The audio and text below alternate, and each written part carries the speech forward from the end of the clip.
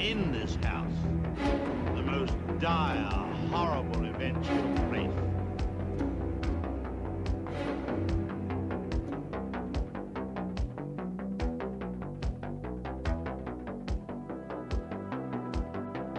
You are not content with stories. Somebody's lives come. Be my victim.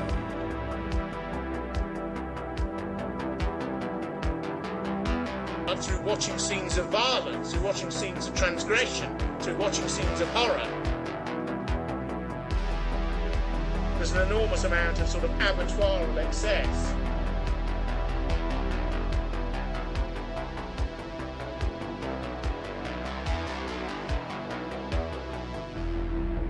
We all go a little mad sometimes.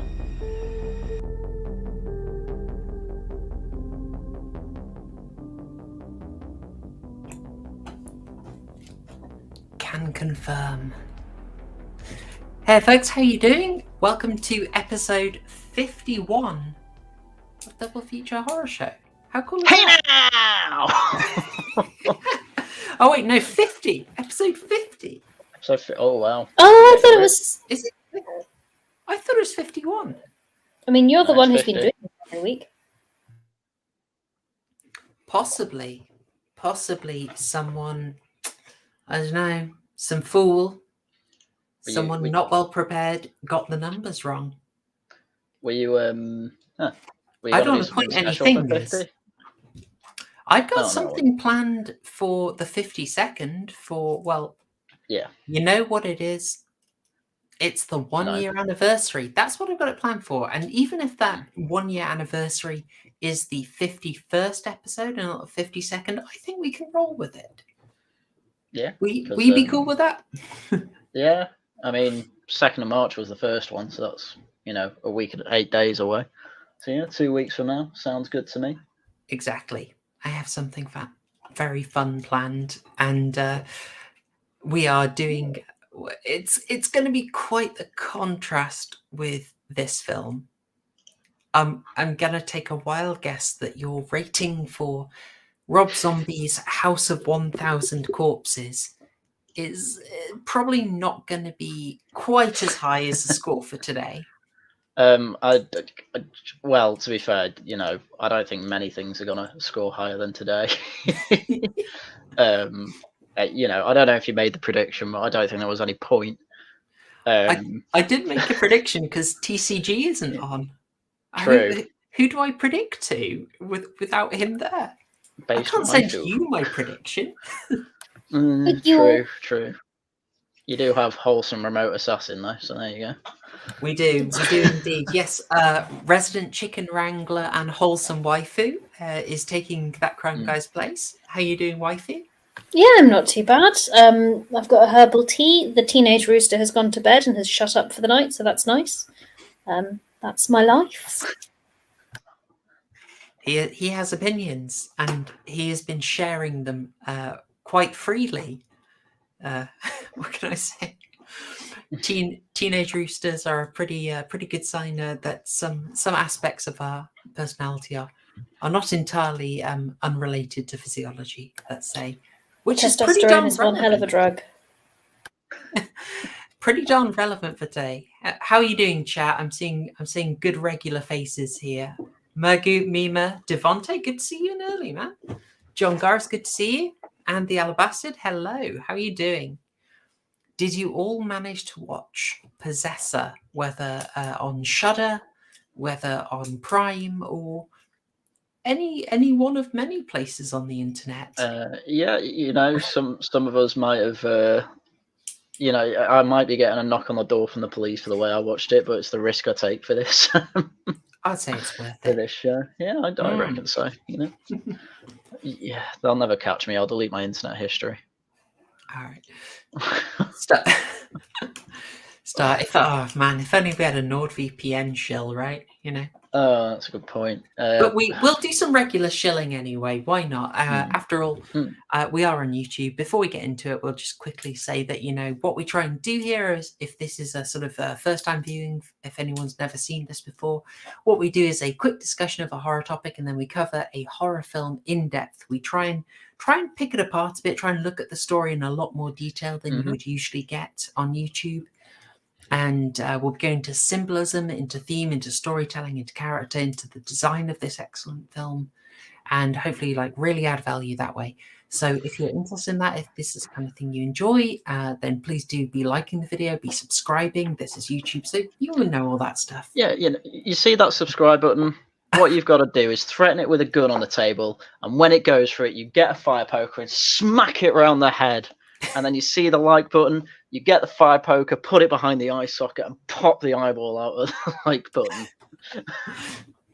And especially if you've got friends who are interested in horror or just interested in film criticism, just imagine you are shoving my channel right into their skull and sort of twisting it until you found the video that they liked most. That's what you got to do. You see that favorite button? It's trying to run away from you. Shoot it twice in the back, and then follow it a bit down the corridor. Watch it collapse to the ground, and then shoot it in the back of the head. It's really lovely to support channels you care about. Exactly. I just know Susan's going to be so happy with us. There might be a reason you're not hugely ad friendly. It might be those sections. I refuse to change. I've seen some of the horror channels out there. They're way worse than us, especially a lot more explicit in other ways. Maybe not necessarily violent, but you know. Get your tits out, Haryan. I wish. Hey, family-friendly stream. They're small. Okay, well, Devonte, I've seen you said you haven't managed to see it yet. We're going to be going over it in full depth, but as long as you're okay being spoiled, that's fine. Get on your man. Please watch this film. Yeah, seriously, I really enjoyed it. I really enjoyed it, but we won't get into Possessor quite yet because there's a very quick thing that I want to talk about because I found it a bit interesting. And that is the topic on the latest round of the Stephen King wave. Now, I don't want to take too long on it because, after all, we do have certain time constraints here. You know, we do not want to overrun. Super Nanny will be honest. We are streaming live from Super Nanada, and if we are blocking the internet tubes, you had good screenshots from this film to use for Super Nanny as well. But you know what? I appreciate this one. That looks like David Cameron in the background. Oh my god! He's too slightly. Yeah. Yeah, less porky. Yeah, David Cameron's got a dad bod now. It's really weird. So sexy. That was an amazing memeable photo that came out of him. It was just... It did look a bit North FC. It was brilliant. It was brilliant. All right, well, we don't want to displease Super Nanny because I gather she is getting a bit forceful lately. So I'll just move us on quickly to the topic, shall we? No, we need to see the Alabastard's latest comment before we get onto the topic. It's important. Oh, that's lovely news. Oh, feral chickens. That's bad. To be fair, that sounds a bit like our flock anyway. Oh, fair enough. Oh, no, we approve of chickens here. Especially tasty ones. Oh, there we go. There it is. I have never heard that joke before. Oh, pretty sure I've made that joke 50 times. Really? No. Chicken respect. Let's make it 52. Okay. I believe in you, Haryan. What I thought I'd talk about quickly was just a little bit of the latest Stephen King wave, some happenings, some of the trends in horror. This isn't going to be a deep topic because we're mostly being a bit speculatory, but there's some interesting things happening in the Stephen King world. Connoisseurs of this channel, people with a strong stomach, may remember that one of the very first things I did that really is so horrifically edited that I'm occasionally tempted to just go and redo it because I think it's borderline unwatchable. To be was fair, a I think I edited half of it for you. yeah. Oops. Was a deep dive on Pet Sematary, the 2019 remake, because I was really impressed by it. And in that, I found this interview with Stephen King about it, and he's kind of likable. You know, he's a pretty down to earth guy. Certain Twitter shenanigans aside, and there was one of the things that he was talking about with it coming out, and then Pet Sematary had come out, and kind of the success of it in 2017 basically kick-started things. And I said, oh man, this is going to boost it. We are going to go on full-on Stephen King overdrive here. And I found Stephen King in an interview saying, and I'm going to be pretty much quoting verbatim, who knows what old shit they've got left to remake? I don't care. I'd want them to stop remaking things. Yeah, Please. he pretty much just said, I don't know, the rights have been sold away, tons of stuff has been made, they've gone through it, they're probably going to go and remake all that old shit. It's quite amazing, you know. Yeah. Hey, Andrew Wilford, welcome to the stream. We're just discussing the topic at the moment. We're talking about the Stephen King remake wave and Stephen King's somewhat dismissive attitude to it, which is kind of refreshing, isn't it? Yeah, if I was Stephen King, I'd probably want to get away from films. I mean, he never even liked The Shining, so. Well, that's such a weird one, because he's otherwise been really kind of relaxed with filmmakers doing massive changes to his works, particularly The Mist. He's really vocal about how cool he was with Frank Darabont changing that, but yeah, he really was annoyed at. I mean, maybe Stanley Kubrick just really annoyed him. He's not the easiest guy to work with. So I've heard. I've also I went on the Wikipedia for Firestarter. Zac Efron's in it. I only know him from High School Musical and Bad Neighbours. He's in a really, really good film about Ted Bundy. He's like, the film has no right to be as good as it is. And he had a debut very early, Zac Efron, in an episode of Firefly. True facts. Really? Wow. Yeah. He plays a young Simon Tam. Oh God, so he does. Yes. Anyway, Is Zac Efron actually actor of the century? Like, what the hell? He can act, man. He's skilled. I mean, not that he wasn't talented in High School Musical, but so I just thought I'd look at some of the stuff now. It was kind of funny. Like, one of the big. So hang on, where were we? So we've got It remade, and It is suddenly a massive success. Okay, so they did Pet Sematary, and that had struggled to get made. That was actually in production a bit before It, but it's a success of I might get this wrong, Andre Muschietti's It in 2017 that just suddenly kicks a green light into overdrive, and suddenly Pet Sematary comes out. Also, as I pointed out in one of my early videos, the poster for Pet Sematary shamelessly uses silhouettes of 5 kids to make it look like you're seeing another young gang of children based horror. Terrible, but genius. And so I figured, what are they going to do now? I think they're going to go for the big hitters, like all the stuff that was kind of done in the 90s where the effects aren't that good and it's quite dated. What do they end up doing in 2020? The Stand. No, The Stand. Now, The Stand is one of Stephen King's biggest stories. It was done as a TV miniseries in the 90s, and it's very dated. But The Stand is about, and oh, Susan's going to love this. The Stand is about a massive virus that wiped out pretty much everyone around the world.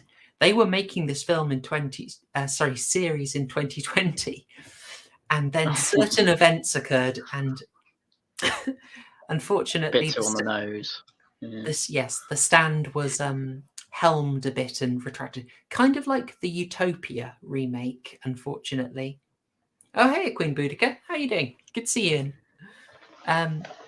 So there is just terrible timing. Utopia and The Stand both coming out 2020, and the timing just meant that people did not want to promote something about viruses and fraudulent vaccines. It's almost like it was pandemic. We are no, don't. Wow. You Susan, she doesn't know what she's saying. I'll get back in the kitchen. Sorry. So bad luck for The Stand aside, I was correct that they're kind of going back through. We're getting lots of the remakes of the classics and the short stories, because there are endless short stories to find out. But we are getting something I'm quite optimistic about, which is remakes of the classics. So there's Firestarter, which I think does, deserve a new look, and I think it's got a good chance. But I'm really excited about a remake of The Dark Hearth. Now, this was originally directed by George Romero in the early 90s. It's quite dated, but there's some glorious gore effects in there. It's a lot of fun. That has got a lot of potential. Do watch the original, because I think it's glorious schlock. And there's also a really promising one that has been in development hell for ages, and that is The Long Walk. That is based on a Richard Bachman story. So when Stephen King was writing under the name Richard Bachman, very conceptual, basically about people who take part in an event to just walk until only one of them is left. If any of them stop for too long, they get shot. Winner takes everything sort of scenario. J.J. Abrams was trying to make a movie of this for ages and couldn't make it happen because he had too many childhood franchises to destroy. But it's gone to a very interesting director by the name of André Øvredal, whose name I probably horrifically mispronounced there. But he is Norwegian, so I hope I can be forgiven. But he is the director of Troll Hunter and a really great film called The Autopsy of Jane Doe. Now, No way! Yeah, That's exciting. It's the same guy. Oh, fantastic. Yeah, so folks, if you haven't seen The Autopsy of Jane Doe, that is a must-see. It is amazing. And if you watch that, I think you'll be optimistic for the film of The Long Walk, which honestly has been in development hell for about 20 years, but there's so much coming out now. Luckily, I'll just have to check. Who said that? Mergoog, yes. They are not remaking The Green Mile. I have seen no plans to remake it, so you're safe. That one is still good. For now. That one destroyed me the last time I watched it. I was in messy tears. Oh, I thought it was quite funny. What? I've got the number of a great therapist, Haryan. Don't worry, I'll sort you out. Savage. So anyway, Stephen King may be quite blasé about whatever of that old shit gets remade, but I'm quite intrigued. Definitely, Autopsy of Jane Doe, fantastic. You will enjoy it. Yeah. And the trailer for Firestarter, I don't know. It's a Blumhouse production. It looks kind of stylish. I don't really know the director all that well, so give it a chance. It looks kind of slick. Hopefully they can make something of it. They did describe it as being based on Stephen King's masterpiece, which I think is overselling it a little bit. But I was going to say, there are that word's probably not the one I'd describe as his masterpiece, but I haven't yet read The Shining, so I'm still stuck on it. So, yeah. And let's face it, they can't remake Carrie again. Oh, they can. They'll try. not with that attitude. Yeah, come on. All right. It can't get any worse than whichever one Chloe. I can't remember her last name was in. Grace Chloe Moretz. Grace Moretz. That's Yeah. the one. And I knew Moretz was in there. I feel duty bound to try and show you a good film of hers, because the only ones you've seen have been like Carrie and Shadow in the Cloud. Yeah, I've heard Kick-Ass is good. Kick-Ass is good fun. Yes. Very good fun indeed. I think I've seen her in something good, but I can't remember what. Oh, And I can't bother Googling. so Clouds of Silmaria, you would probably hate. It's quite slow, but she's really good in it. She plays an absolute see you next Tuesday of an actress. It's quite interesting because she like really doesn't care about being hated in it. As we said, there was let me see. I'm literally on a Wikipedia right now trying to remember. I feel I should know what she was good in. So Kick-Ass was pretty good. Ooh, no. Movie 43. Probably going to skip that one. The Equalizer. I don't know, man. It's all right. Denzel's in it. Yeah. Suspiria. That's the one I was looking for. She's really, really good in the Suspiria remake. One of the remakes I would actually say is better than the original. Huh. Nice. Oh, I've just realised I'm older than her. It feels really weird for me to be older than an actor. It's very disturbing. Mm. Anyway, You'll get used to it. Oh. Yeah. Do we want to talk Possessor? Absolutely, yes. Yes, I've been waiting for months. All right, let's get going with the thing. So, Can I have a crack at the 3-minute summary? Go for it. Yeah. Go for it, wholesome wifey. All right, time me. I've written notes and everything. Okay, folks, hang on. I'm gonna literally time you. If you can wait just 10 seconds while I slightly delay things, you're gonna be able to go.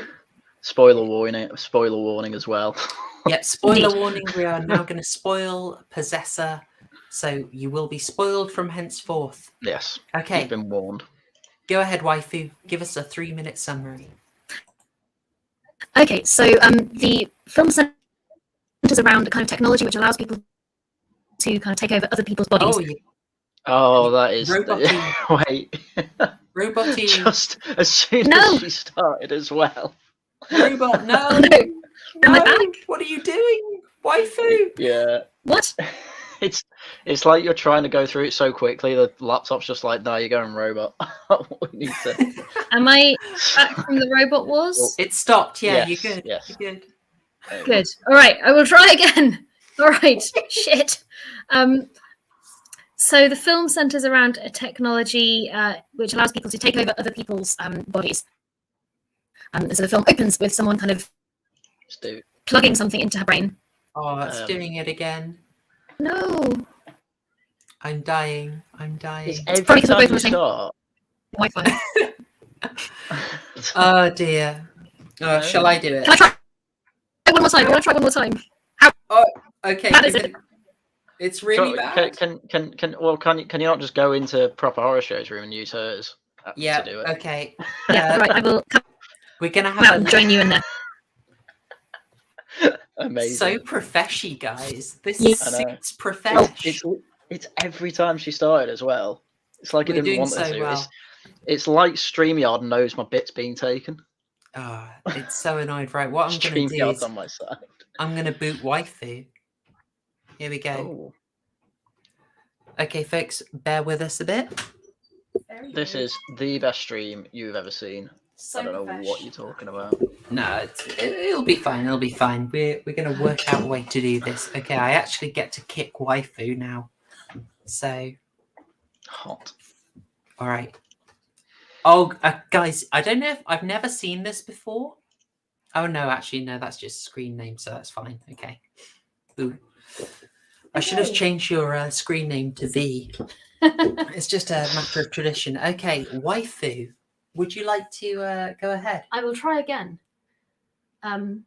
So. And that's 3 minutes. Okay, well, guys. I should try. Okay, so the film centers around a technology in which you can kind of take over and remotely operate other people's bodies. And this is being used essentially for kind of assassination technology. So our protagonist is an assassin who kind of parachutes into other people's bodies and uses them to commit murders. And when you kind of see her come out of her first assignment, there's a early note of caution that her kind of emotional attachments to her family and others are sort of potentially a risk to her being able. It's the teenage rooster. Oh, Mochi. That her emotional attachments could be a potential risk to her success in future and might kind of jeopardize other missions. So that's kind of early note of caution. She tries to sort of go home, have a few normal days, thinks she's going to take a break, but doesn't manage to fit back into kind of normal everyday life. So ends up coming back to work earlier. And that's sort of the first sort of, what's the word, act of the film, really, is her sort of coming back to start the second assignment. So she enters another person, a man this time, and you kind of see him going about his daily life. There's lots of great character building and kind of tension building up, but it's quite slow moving. And eventually, through this guy, she commits the murder, and that's when you got all the wonderful scenes with pokers and so on. The trouble is that in order to sort of exit an assignment, you need to kill yourself. And she's been seen to be struggling with that self-yeeting and fails to self-yeet. I'm trying to be Susan friendly. Oh, very good. Susan approves. So she fails to self-yeet, and thus the target manages to get more control of his body back. So you kind of then have a period of like growing confusion and tension and kind of paranoia. Followed by some scenes in which another character comes in to try and help the protagonist regain control of the body that she's trapped in. But this doesn't really work out quite as well as it could. And eventually the film builds to its finale, in which a lot of the sort of themes around the tension and the kind of emotional attachments holding her back start to sort of come back to play a bit more. And the cats come in. This is going brilliantly. So that kind of tension is building, that sort of sense of the emotional attachments that could be a risk come back. And eventually her handlers find a way to sever her emotional ties quite finally. Yeah, that will be in the finale. And I think we'll discuss the finale towards the end of the stream, if that's cool. We need to go through like each act.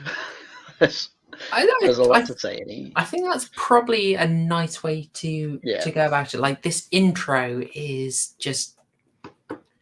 I mean, the thing we can say about all of it is it's gorgeously shot. Oh, yeah. I could have picked any bit from this, and it's just... Thank you, Gatsby. Before I get into it, I do want to say TCG, not here on the mic, but here in spirit and also here in Sterling, much appreciated there for bot patrolling.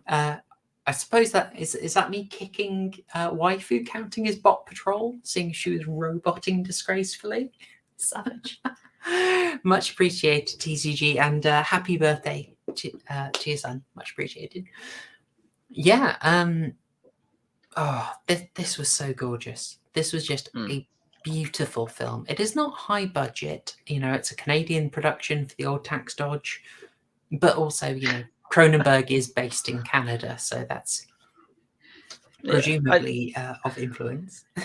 I kind of took the assumption that it was based in America, but this really could have been based anywhere in the world almost. Because you've got Yorkshireman as the as the richest man in the area.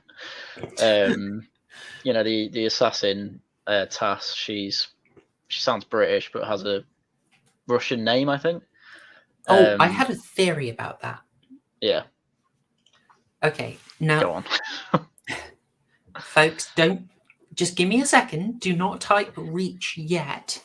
Okay, but the protagonist's name is Tassier Voss, which is a bit blooming hard to get your head around and remember. But given that this is about someone who struggles to retain their identity, the idea of you, the viewer, not being able to remember her name, it's almost like she loses her identity because we can't retain it either, right? Huh?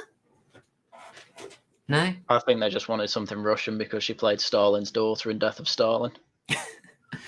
Yeah. Yeah, I'm not sure. I liked the idea of that. I liked it. I don't know if waifu might be trying to give it another go. Well, I've got a theory on why they call the rich guy Pass, And I got the feeling that when you parse something, you're trying to base, especially in coding, if you parse something, you're basically testing if it's true or not, or if it matches or not. And given this is about identity matching with your own or getting confused with someone else, I thought they chose the name parse kind of purposefully for that. Though it doesn't, it only relates to obviously Sean Bean's character and Ava's, and Ava. So if you're gonna call someone parse, you'd probably want it for Tass's, but it's not. But I was kind of like, oh, parse, I recognise that word.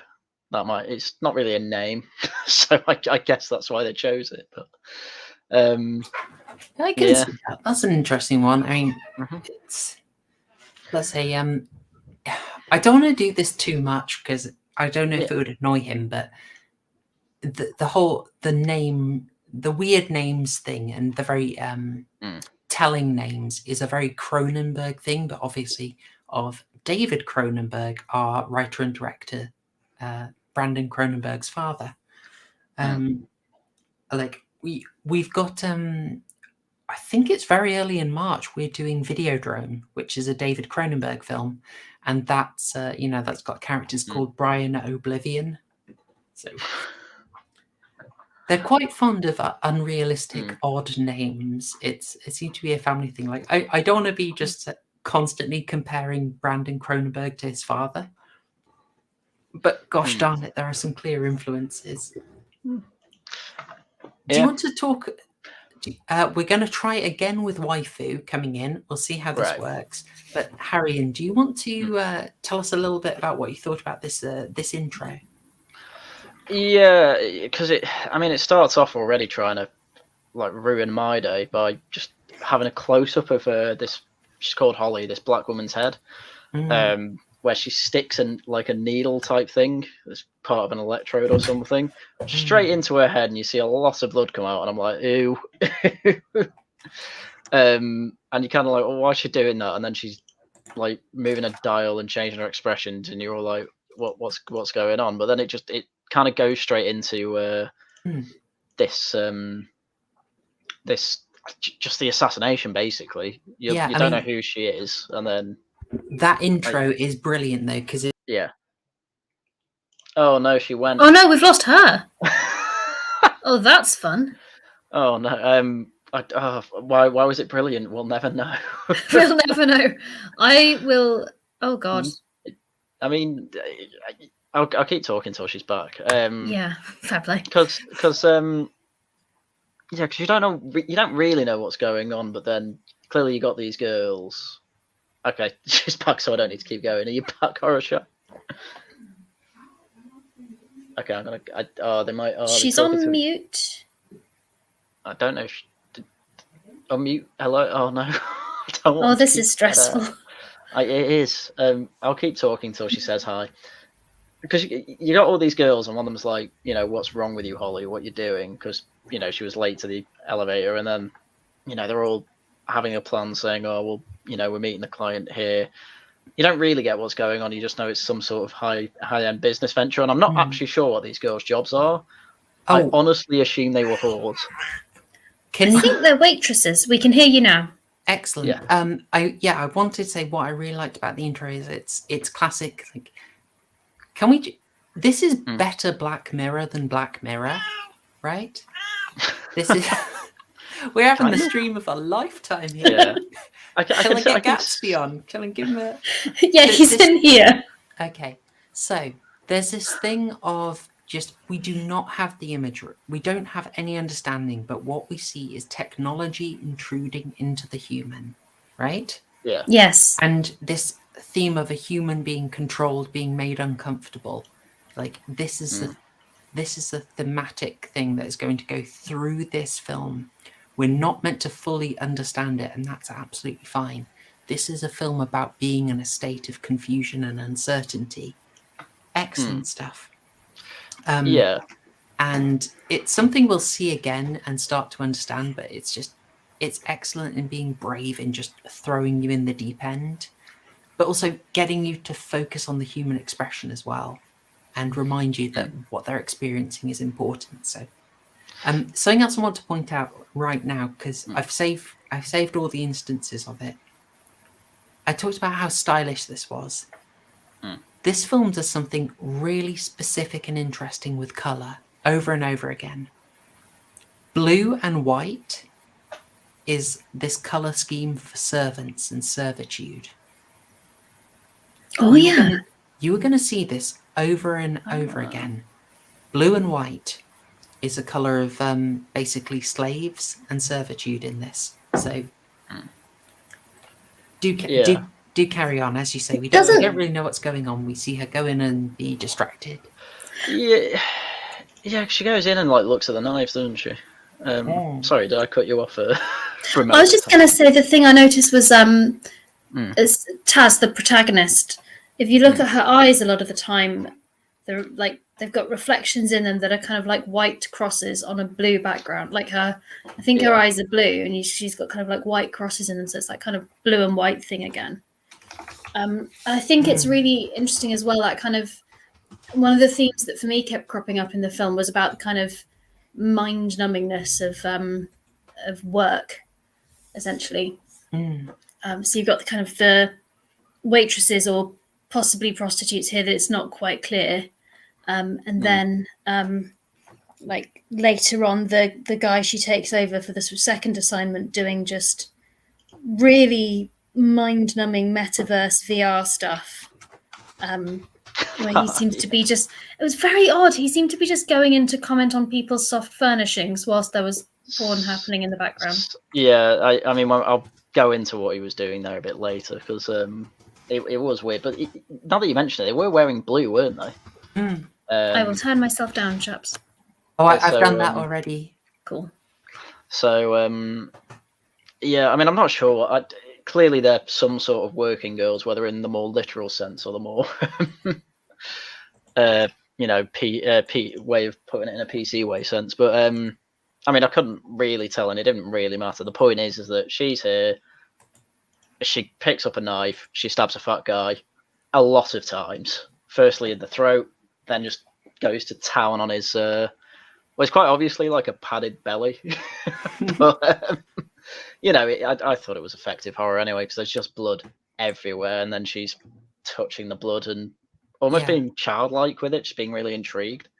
Yeah, it's brilliant. I think it's great because you're following her. I picked this shot because of the way she's framed. You know who to pay attention to, and then the moment that she acts just catches you off guard. Like, you aren't in the scene for 5 minutes of build up. You're in the scene for about 2 minutes, and she just goes and does it. Like, it really caught me off. Totally got me off guard.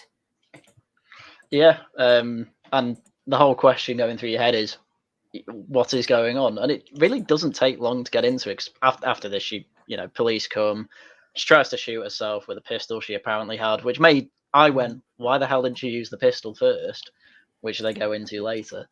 And as you said, in the 3-minute summary, wholesome waifu, she couldn't shoot herself to pull them out, and instead she has a suicide by self-yeet by cop.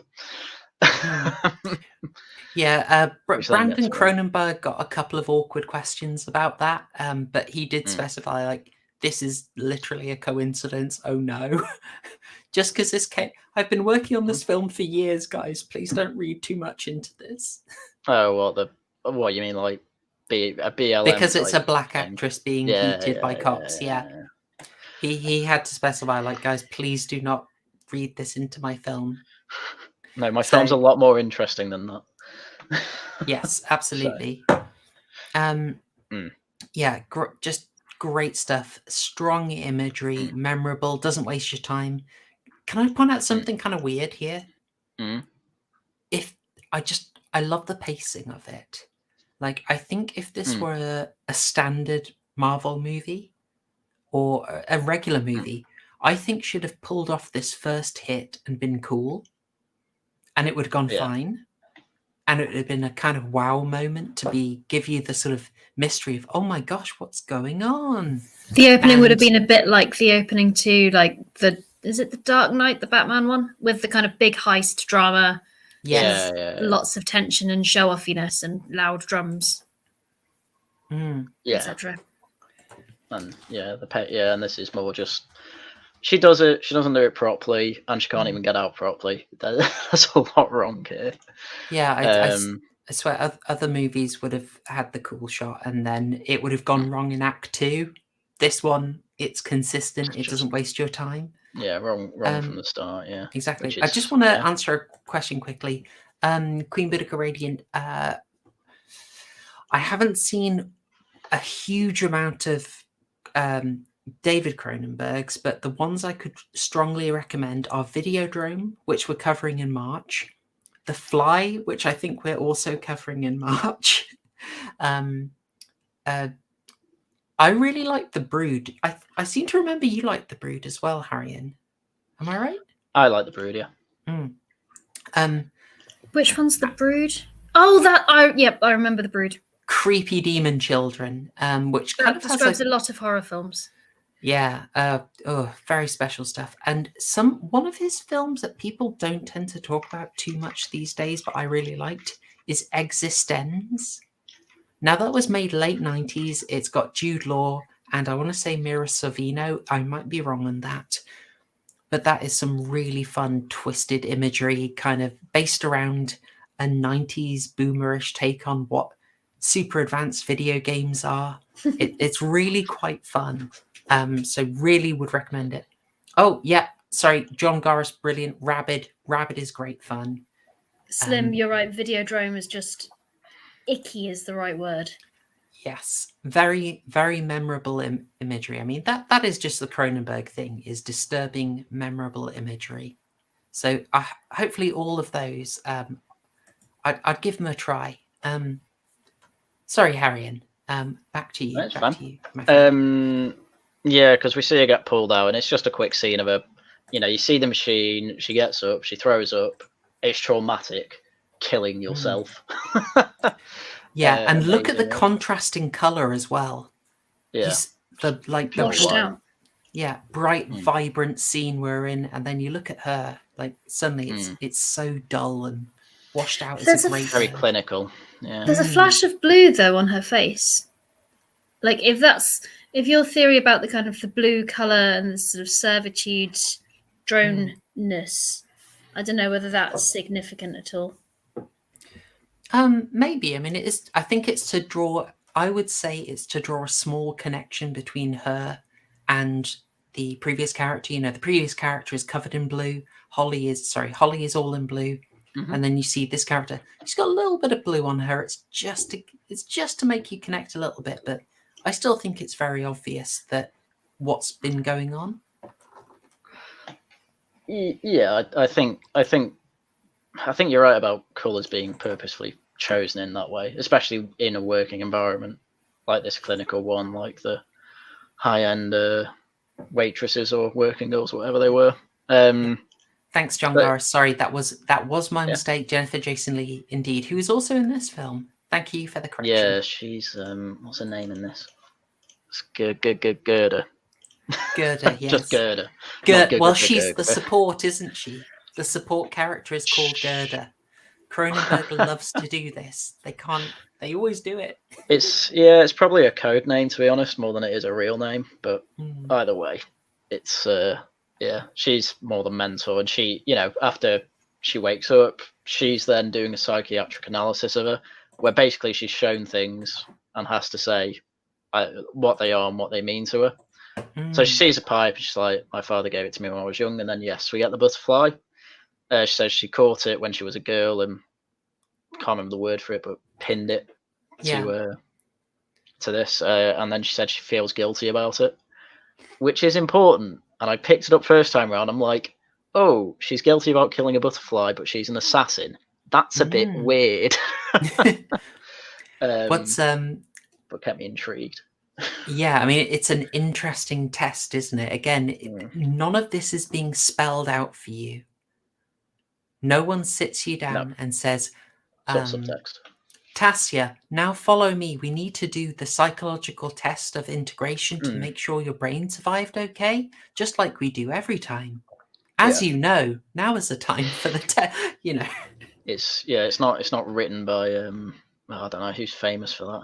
I don't want to say Marvel because Marvel's slightly better than that, but It it's not depends written on like the new Star writer, really. Wars. Yeah. It's not written by George Lucas. There we go. Now you don't need me to tell you that what we do now is. Yeah, exactly. Yeah. You're already getting clued in. Now, I probably should have got a better photo of her because we should look at her face. But one thing she that looks stood out to knackered. me is, she's so knackered, but just the Mm. way she goes over it, I think it's really kind of interesting. Like she's gone through this experience, she's vomited instantly. Mm. But the way this test is meant to see if she's herself, if she's got her own memories, right? And she picks up the items and she just kind of like talks about these things that should have a real personal connection to you. But she says it with quite a flat affect, doesn't she? She just sounds completely dead inside. She's kind of going through the motions. Yeah, exactly. Yeah. And then there's got to be a better way of doing this. Because I was thinking with the sort of the going through the motions, and then when she comes back to her family, this scene here, it's like she's practicing what to say and how to say it. And you later see that mirrored when she's kind of getting ready to go into the next person that she's taking over. You can see her like listening to what he's saying and practicing saying things how he says them. And you realize it suddenly makes sense. You look back and you're like, she's almost thinking of seeing her family as stepping into another role. So she's completely alienated from herself. In the grand scheme of proper horror show style reaches, I felt like some of this was almost looking at how work asks women in particular to alienate themselves from themselves. But then actually later in the film see that it just sort of alienates everyone from themselves, perhaps. I took it as killing people really traumatizes you, especially when you're taking over someone else's body and identity. And in doing that, how can you have an identity of your own? Like, I mean, that's, I think, certainly the sort of the clearest sort of surface level reading of it. I just wonder if there's other stuff going on underneath in terms of looking at what it is that our kind of work culture asks us to do and to become.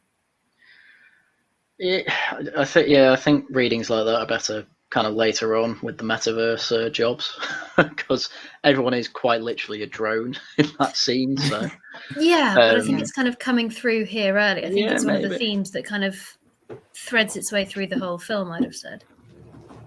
Maybe that's something I didn't really think about. It's interesting. I'm definitely going to watch it again. But I mean, that was actually your catch, waifu. That was a good catch. And I could see it when I was looking at it through that view, like the idea that she has to really, her job is to sort of put herself aside and not be herself. And then the idea that she's got this home life and she's got a role as a mother gets in the way of her doing her job. It's like, I really like that reading. She has to sever herself from being a mother because, later on the Gerda is sort of saying, no, your family are your weakness. You need to sort of not have your... Exactly. Girls get it done. So therefore just release yourself from your emotional attachments. And you can sort of see, in the end, the husband is the one who's much more attached to the family. He's the one who's got custody. He's more sort of emotionally connected. And she's doing this sort of, she's going out, she's leaving the family and she's sort of alienating, like literally alienating from herself to the point that she has to sort of smell things and touch objects to try and remember who she is. And then you've got Gerda, who's this sort of big, I think there's one male character that you see in the kind of whatever the agency are. Yeah, there's like the doctor, but everyone else involved in the kind of possessing of and assassination stuff are female. So it's all very girls get it done, but at the same time you're like, what are they asking themselves? Well, my theory was that because this, how can I say, there's an independent film with basically women in control all over the place. All the men are evil, so they can get away with based messaging, Yeah, I suppose it is a pretty base message, although the agency does its work very well considering it's mostly run by women. That's a joke, Susan. I mean, it's very insightful. We'll get more into that when we get into the company, because I think that's There's so much stuff in there. Yeah. And just on character design, sorry, I'll let No, us it's fine. move on. Mm. Just perfect character design.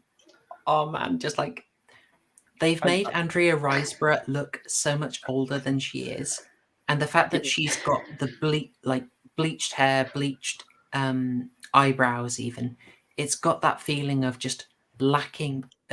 Basically, the lack of color it's she more looks blank black and slate. white. Yeah. She looks like she's got no soul. Yes, exactly. Which is very, very fitting, because just after they've done the evaluation, that's when you get a bit of a info about, we've got the next job, by the way, it's going to be a big one. And she says, can I take some time before that, though? I've been talking to my ex-husband. To which Gerda's reply is kind of almost encouraging her not to go back, saying, but you've split up, like, why bother? And then Tass is trying to remember, like, we were split up. Oh, but we've been talking again. She's clearly still getting over the trauma of what these possessions are doing to her, which is really cool. And so then you have the little scene here where she's trying to say, like, hello darling, what have you got there, and just trying to be a person. which is really weird, because if you're going to be a possessor, you have to be a good actor. But you can then see, like, when the door opens, she sort of switches into it, but it's that sort of effort almost of like coming out of your work self and back into your home self. Needle and Fur's got a really interesting point that's added a whole layer I didn't think. Like, the sort of the empathy required to possess people. Are they could empaths? Definitely be in it. But I suppose it's a certain point, there's so much sort of banging about, women are much more sensitive and much more attuned. That would kind of make sense. But also it's like there's a level of, like, as you suck them into the workplace to do this very detached stuff, what does that do in turn? Yeah, completely drains them, basically. Because for the next 10 minutes or so, it's kind of what a family life's like. So just trying to connect with her son and husband, and you get this weird robot thing. I don't understand that, but I hated it. I think it's just supposed to be creepy. It is, but I think it's important as well, right? So this is something that happens multiple times in the film, is the echoes of the idea of control and puppeting. Her job is puppeting a human, and she comes back and her son's like, hey, guess what I can do? I can control this thing. I can make him dance. And I think she's just seeing this creepy little thing dancing. I've got him in a T pose there, just because I found dance monkey dance. A certain dominance. Absolutely. But I thought that obvious echo of the sort of she's creeped out by what she does, and then she sees her son doing it. Oh, I love it. Yeah, and the husband's there basically just trying to be really loving and saying, please come back. I think you should move back in. So he just seemed like a sweetheart. Yeah, he's literally the only person in the film, I think, that isn't a terrible person. Yes. Everyone in this film is terrible, and I love it. Apart from Michael. I mean, there's not too much to comment on family life. It is kind of almost stereotypical, I'd say, which is fine, because it needs to be, because it's the rest of the film that's trying to be complicated. Completely, It's, as you say, it's really simple. Basically, they do have people over, which she's not been aware of, but then she basically shoos them out because she can't deal with people, and she tries to really physically connect with her husband, and that doesn't go well. Yeah, all she can think about is murder, which, to be fair, I'm pretty sure Tash can only think about murder whenever she's with me, so it's understandable. TMI. So for people who haven't seen it, I cannot show this on YouTube. I don't think Susan's into that stuff, but you go into a sudden intimacy scene, and it just basically, yes, it's quite graphic, and the husband thrusts, and we shoot, and we cut to a shot of the knife going into the throat from earlier. It's not subtle, but darn it is effective, and I really did think I was seeing something else go into something else. Yes, for a while. it was penetrative in different ways. And it really got Yeah. me because it got exactly that idea. Like it's not particularly subtle or nuanced, but my goodness, it was effective and well done. And it completely jarred me out of it. And then you see her just sort of, she's now out of the mood of it as well. And it was a great way of getting the audience in the same place that she is. Yeah. Mm. Yeah. Well, yeah, because she sees that. I mean, she's clearly just not into it. She's just blankly staring, thinking about the kill before. And then she kind of realizes, and then it's like, oh, yeah, I'm supposed to be into this. And then weirdly bites his neck, and I'm like, that's weird. But okay. Yeah. Yeah. So she then just sort of, bless her, she makes her excuses. She calls and says she wants to just go back, and then she lies to her husband about it. She basically, half she lie, yeah, kind of. Because well, she says like, oh, that was work, which it was work, and they do want it back. To be fair, but it's more her choice than theirs. So yeah. On a side note, did anyone else think the chairs looked kind of like spines? Yes, I just didn't know what to do with that. Yeah, I spent a lot of the film going, yeah. they look like spines. I don't know why that matters. I think it's just a cyberpunk type style. So this film's fairly cyberpunky, kind of near future rather than Cyberpunk 2077. But I just I didn't think too much into it. Something about being disembodied, or something, I don't know. Maybe. I'm a literature graduate. I've got to have something to do with my degree. Oh, that's fair. Well, that's why I talk about rocks all the time, to be fair. Chat is coming out, and I'm afraid Harry in chat is very pro-biting. Are they? Why? Yeah. Oh, degenerates. Filth. I bet they shower naked. No. I'm shocked. Bunch of I thought ankle they were flashes. a wholesome audience. Yeah, there's family-friendly stream guy. Let's focus on. Anyway, so here's the blood-splattered presentation. Exactly. Yeah. So yeah, she goes straight back, and I do find it interesting because Gerda explains that she says, "Look, I need someone to take over from me because the machine's taken too much of a toll on me that I can't really risk going back in." And she's even putting stuff in her water and some sort of drug to help her out, which I thought was cool. And then obviously Tass is honoured that she's the star pupil, so to speak. And I think they explain? No, they don't explain the idea yet. They're just saying, you'll go in. Can we talk about your last kill? Because you didn't use the pistol we gave you. You stabbed him instead. You basically butchered him like a piece of meat. What the hell? First, it's got a good potential reading for the spinal chairs, in that the spine carries the main nerves that control the body. Yeah, good enough for me. Yeah, I like it. It works. I like it. Yeah, I think it was in there. I just struggled to interpret it. Yeah. I think that could be it. That could be it. Yeah. Yeah, there was a bit in this scene as well that I don't know how to take, because Gerda says, "Is this what you want?" And I took that question to be, "Do you want to be kind of a awful like a sadist?" Or which is the one that likes inflicting pain? Sadist. Yes, do you want to be a sadist? And Voss doesn't really react. She just kind of looks at her, and then Gerda says, "Good," and I didn't know how to take that.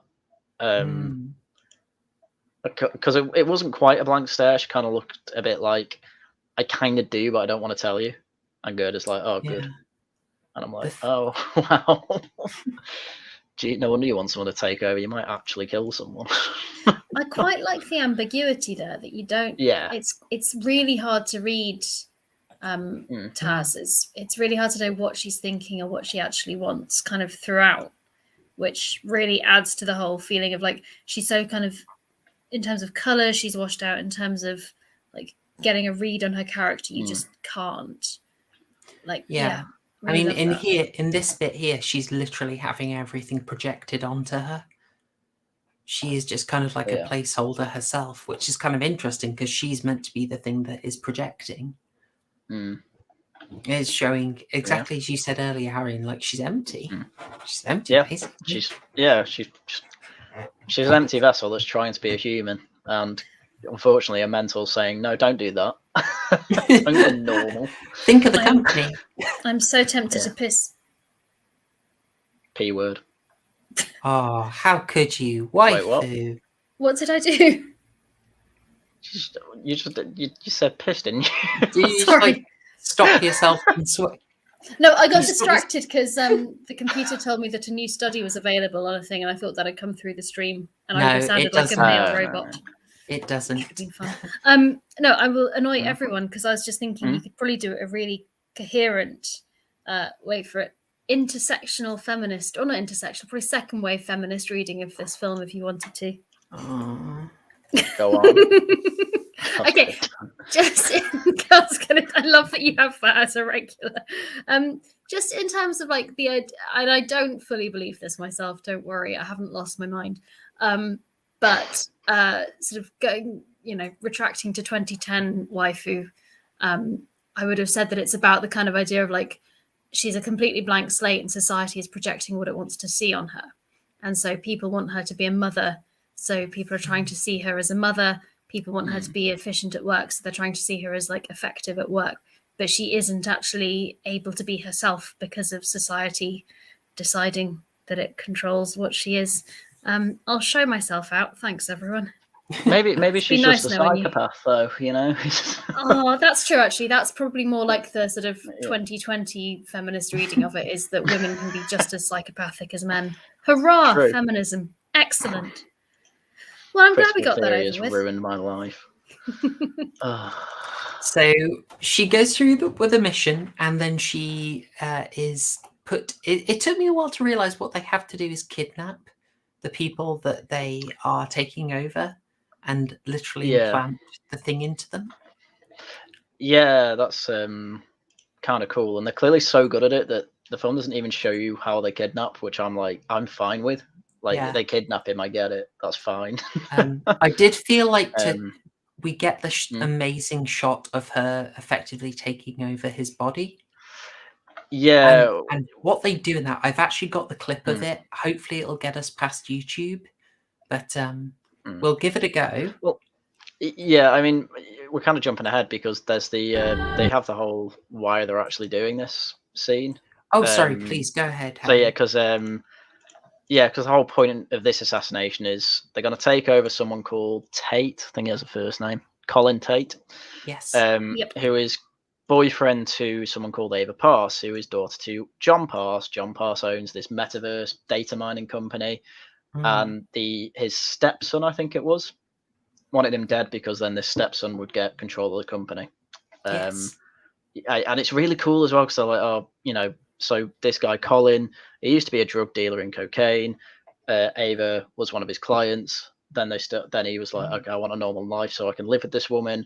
And then he works at the data mining company. It's all like, it's a really believable story, and it's really cool as well because that even plays into what happens later.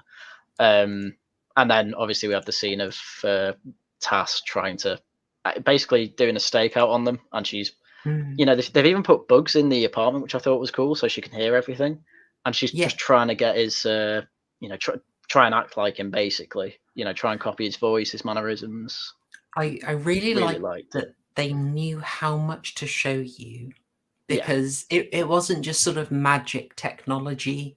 It was that idea of, okay, look, we can get in, but we are going to have to learn how to impersonate you. It wasn't like Mission Impossible where you just put a mask on. It was quite nice seeing the practicalities of the process without spending too long on it.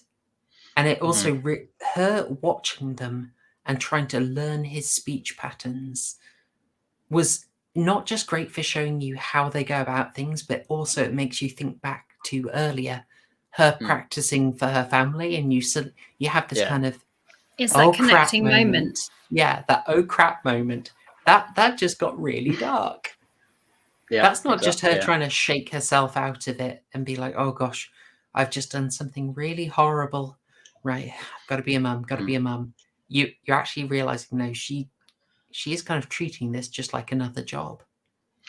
Yeah, and if she's doing that, why not just go back to your job? And she went back to her job. So Yeah, yeah, and then great character work. I love it. yeah, and then we get the brain implant bit. What I like about this bit is that one of the workers, another two women actually in the truck, she's texting Ava like with an excuse already in a manner I assume he texts as well. And it's like, oh, that's the thing you didn't need to put in, but you did. And then you call back to it later as well.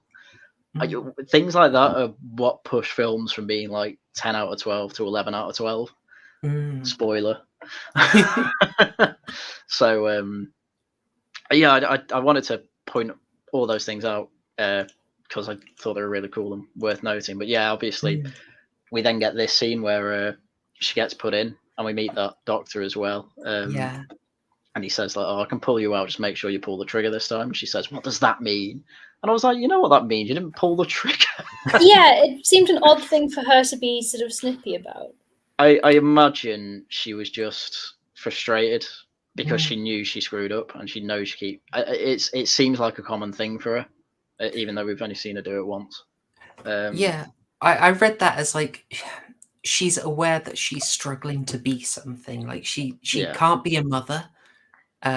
So she decides, right, it's like she has to get her validation from the job.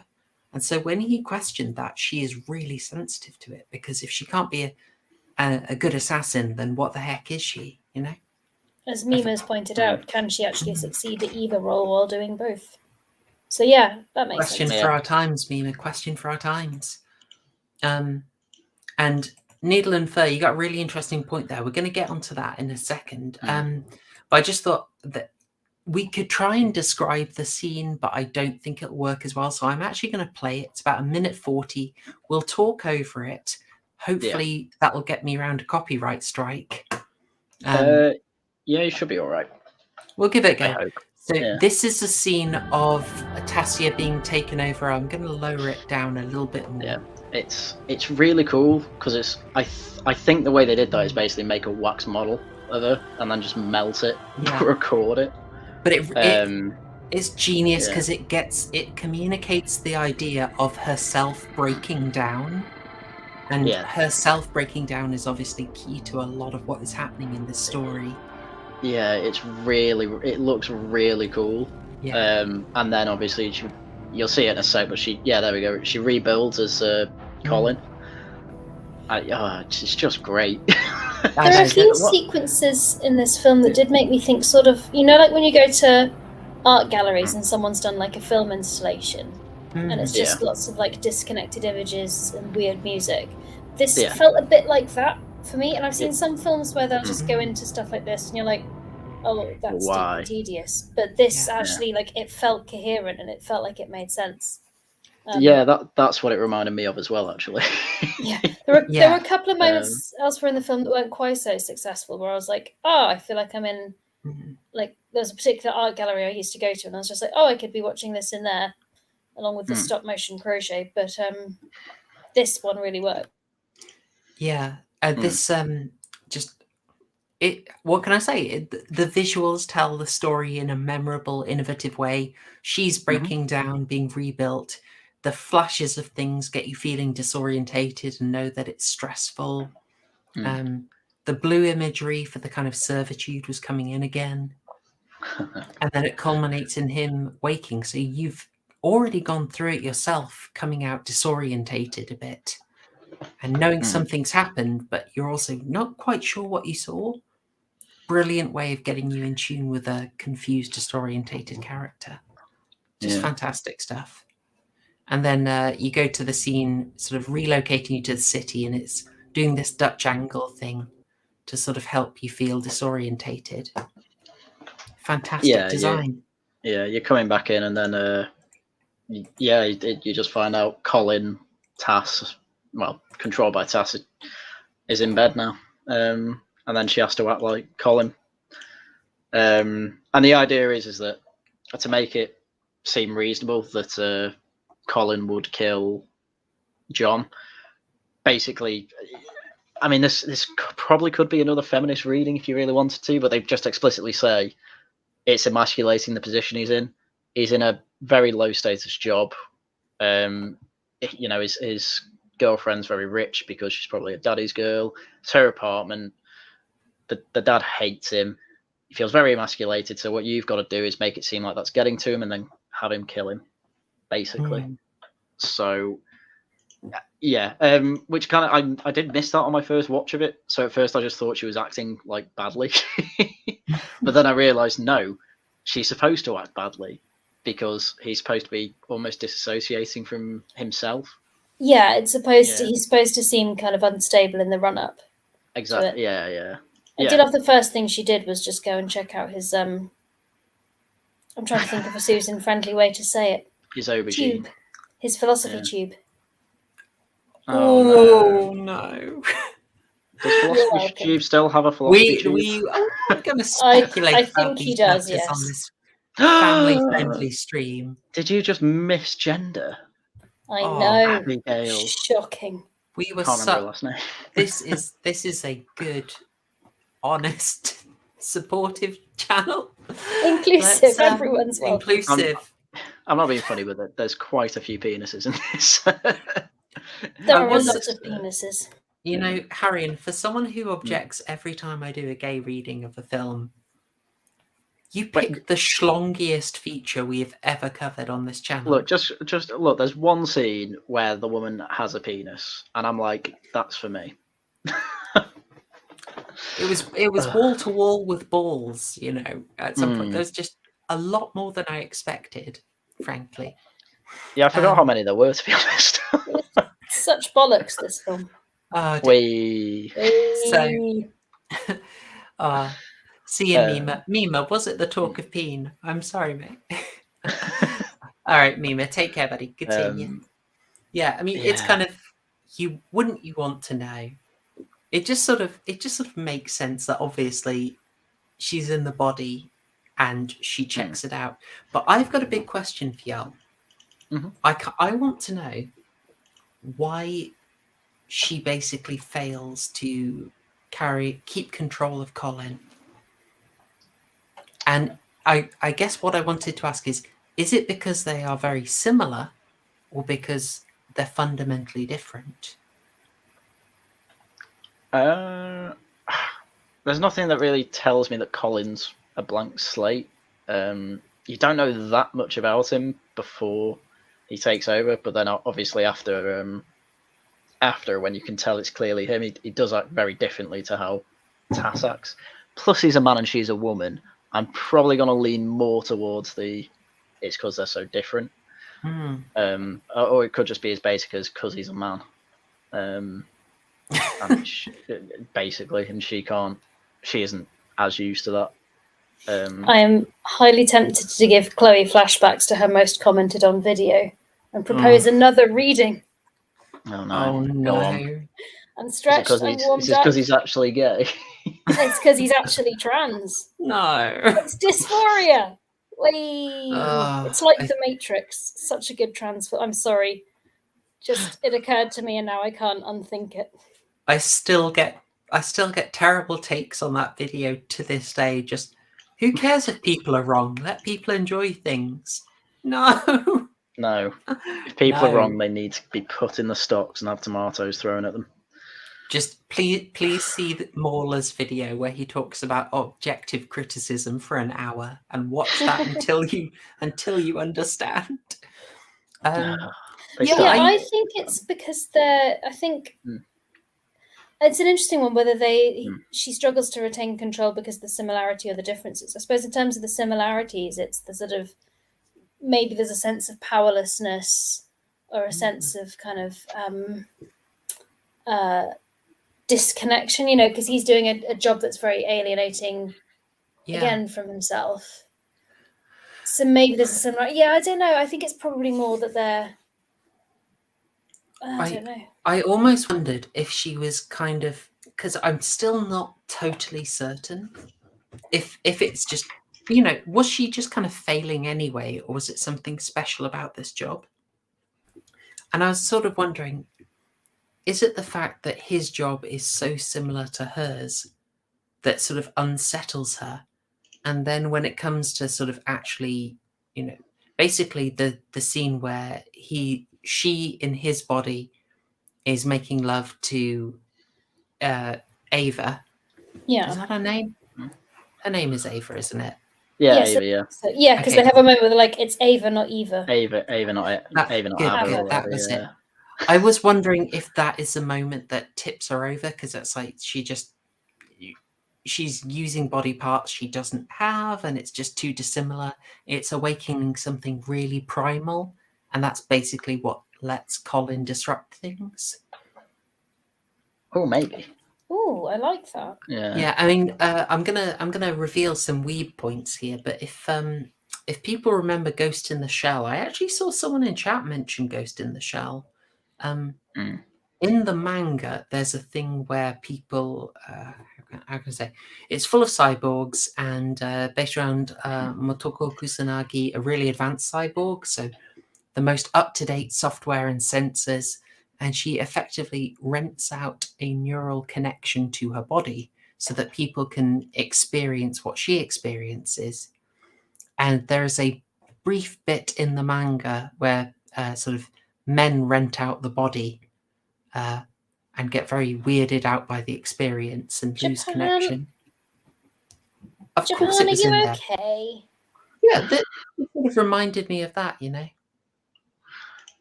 But yeah, we should because I think it is quite ridiculous, but my brain was just going back over this over and over again.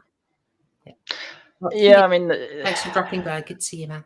Yeah, there's going to be a lot kind of to talk about throughout these scenes. With I mean, we're quite firmly in Act 2, and Act 2 is building up to the assassination. Yeah, because even in the house in the morning, I mean, it's really weird because he cuts an apple in the same way Tass does. Yeah, I noticed that. I love that. Yeah. Oh, good catch. And I'm kind of like, the woman doesn't notice, Ava doesn't notice, which I'm like, oh, maybe, yeah. I mean, he says he's tired, he's not really concentrating, so it's like, cool. And then she's like, you're being weird on me. Why are you being weird? And he's like, oh, I don't know. Just he's starting to act as if something's up, and he's not telling her, which is what Tass is supposed to be doing. But then also, she was warned about seeing artifacts, which we find out what they are. They're basically like little vibrating, hovering dots that I guess are part of the possession, kind of a glitch in the possession. So you only see one, and it's kind of implied that happens when you're not in control properly. So it's kind of already setting the scene. But yeah, then he goes off to work. He's dressed in blue. He meets what the hell is the guy called? Oh, Eddie, is it? Eddie, yeah. Eddie or Alex? Eddie, it's Eddie. Yes. Yeah, and Eddie's like, oh, I banged a load of girls on my trip. How about you? And obviously, this clearly comes as a surprise because Tass doesn't really know how to react. It's just like, oh, what do you think? And then Eddie's like, oh, it's always good to cook the boss's daughter. I'm like, I did like that. Yeah, well, I was like, oh, I thought this guy was innocent, but he's actually a bit of a tit. They're all terrible people. Yeah, none of these people are good. I'm like, oh, I kind of hope he kills himself now. Can we also notice everyone is in the blue and white again? In their Yes, uniform? exactly. Yes. Yeah. It made me think of Squid Game. Ooh. Yeah. Because they're all like, it's the uniform. Yeah, it's all a similar uniform. It's all the kind of blue and white, and then like I was also thinking back to the waitresses at the start, and they're all in the kind of blue and white tracksuits as well. Yeah. Very kind of drones. It's entirely incidental because I don't think the two influenced each other, but I think I just found it an interesting resonance. Yeah, I just there's so much I love in this that they didn't have to do, but it's just brilliant and it's so well observed. Again, this is better Black Mirror than Black Mirror. This puts Black Mirror to shame, frankly. The touch is that he's in his uniform in the massive, impressive building.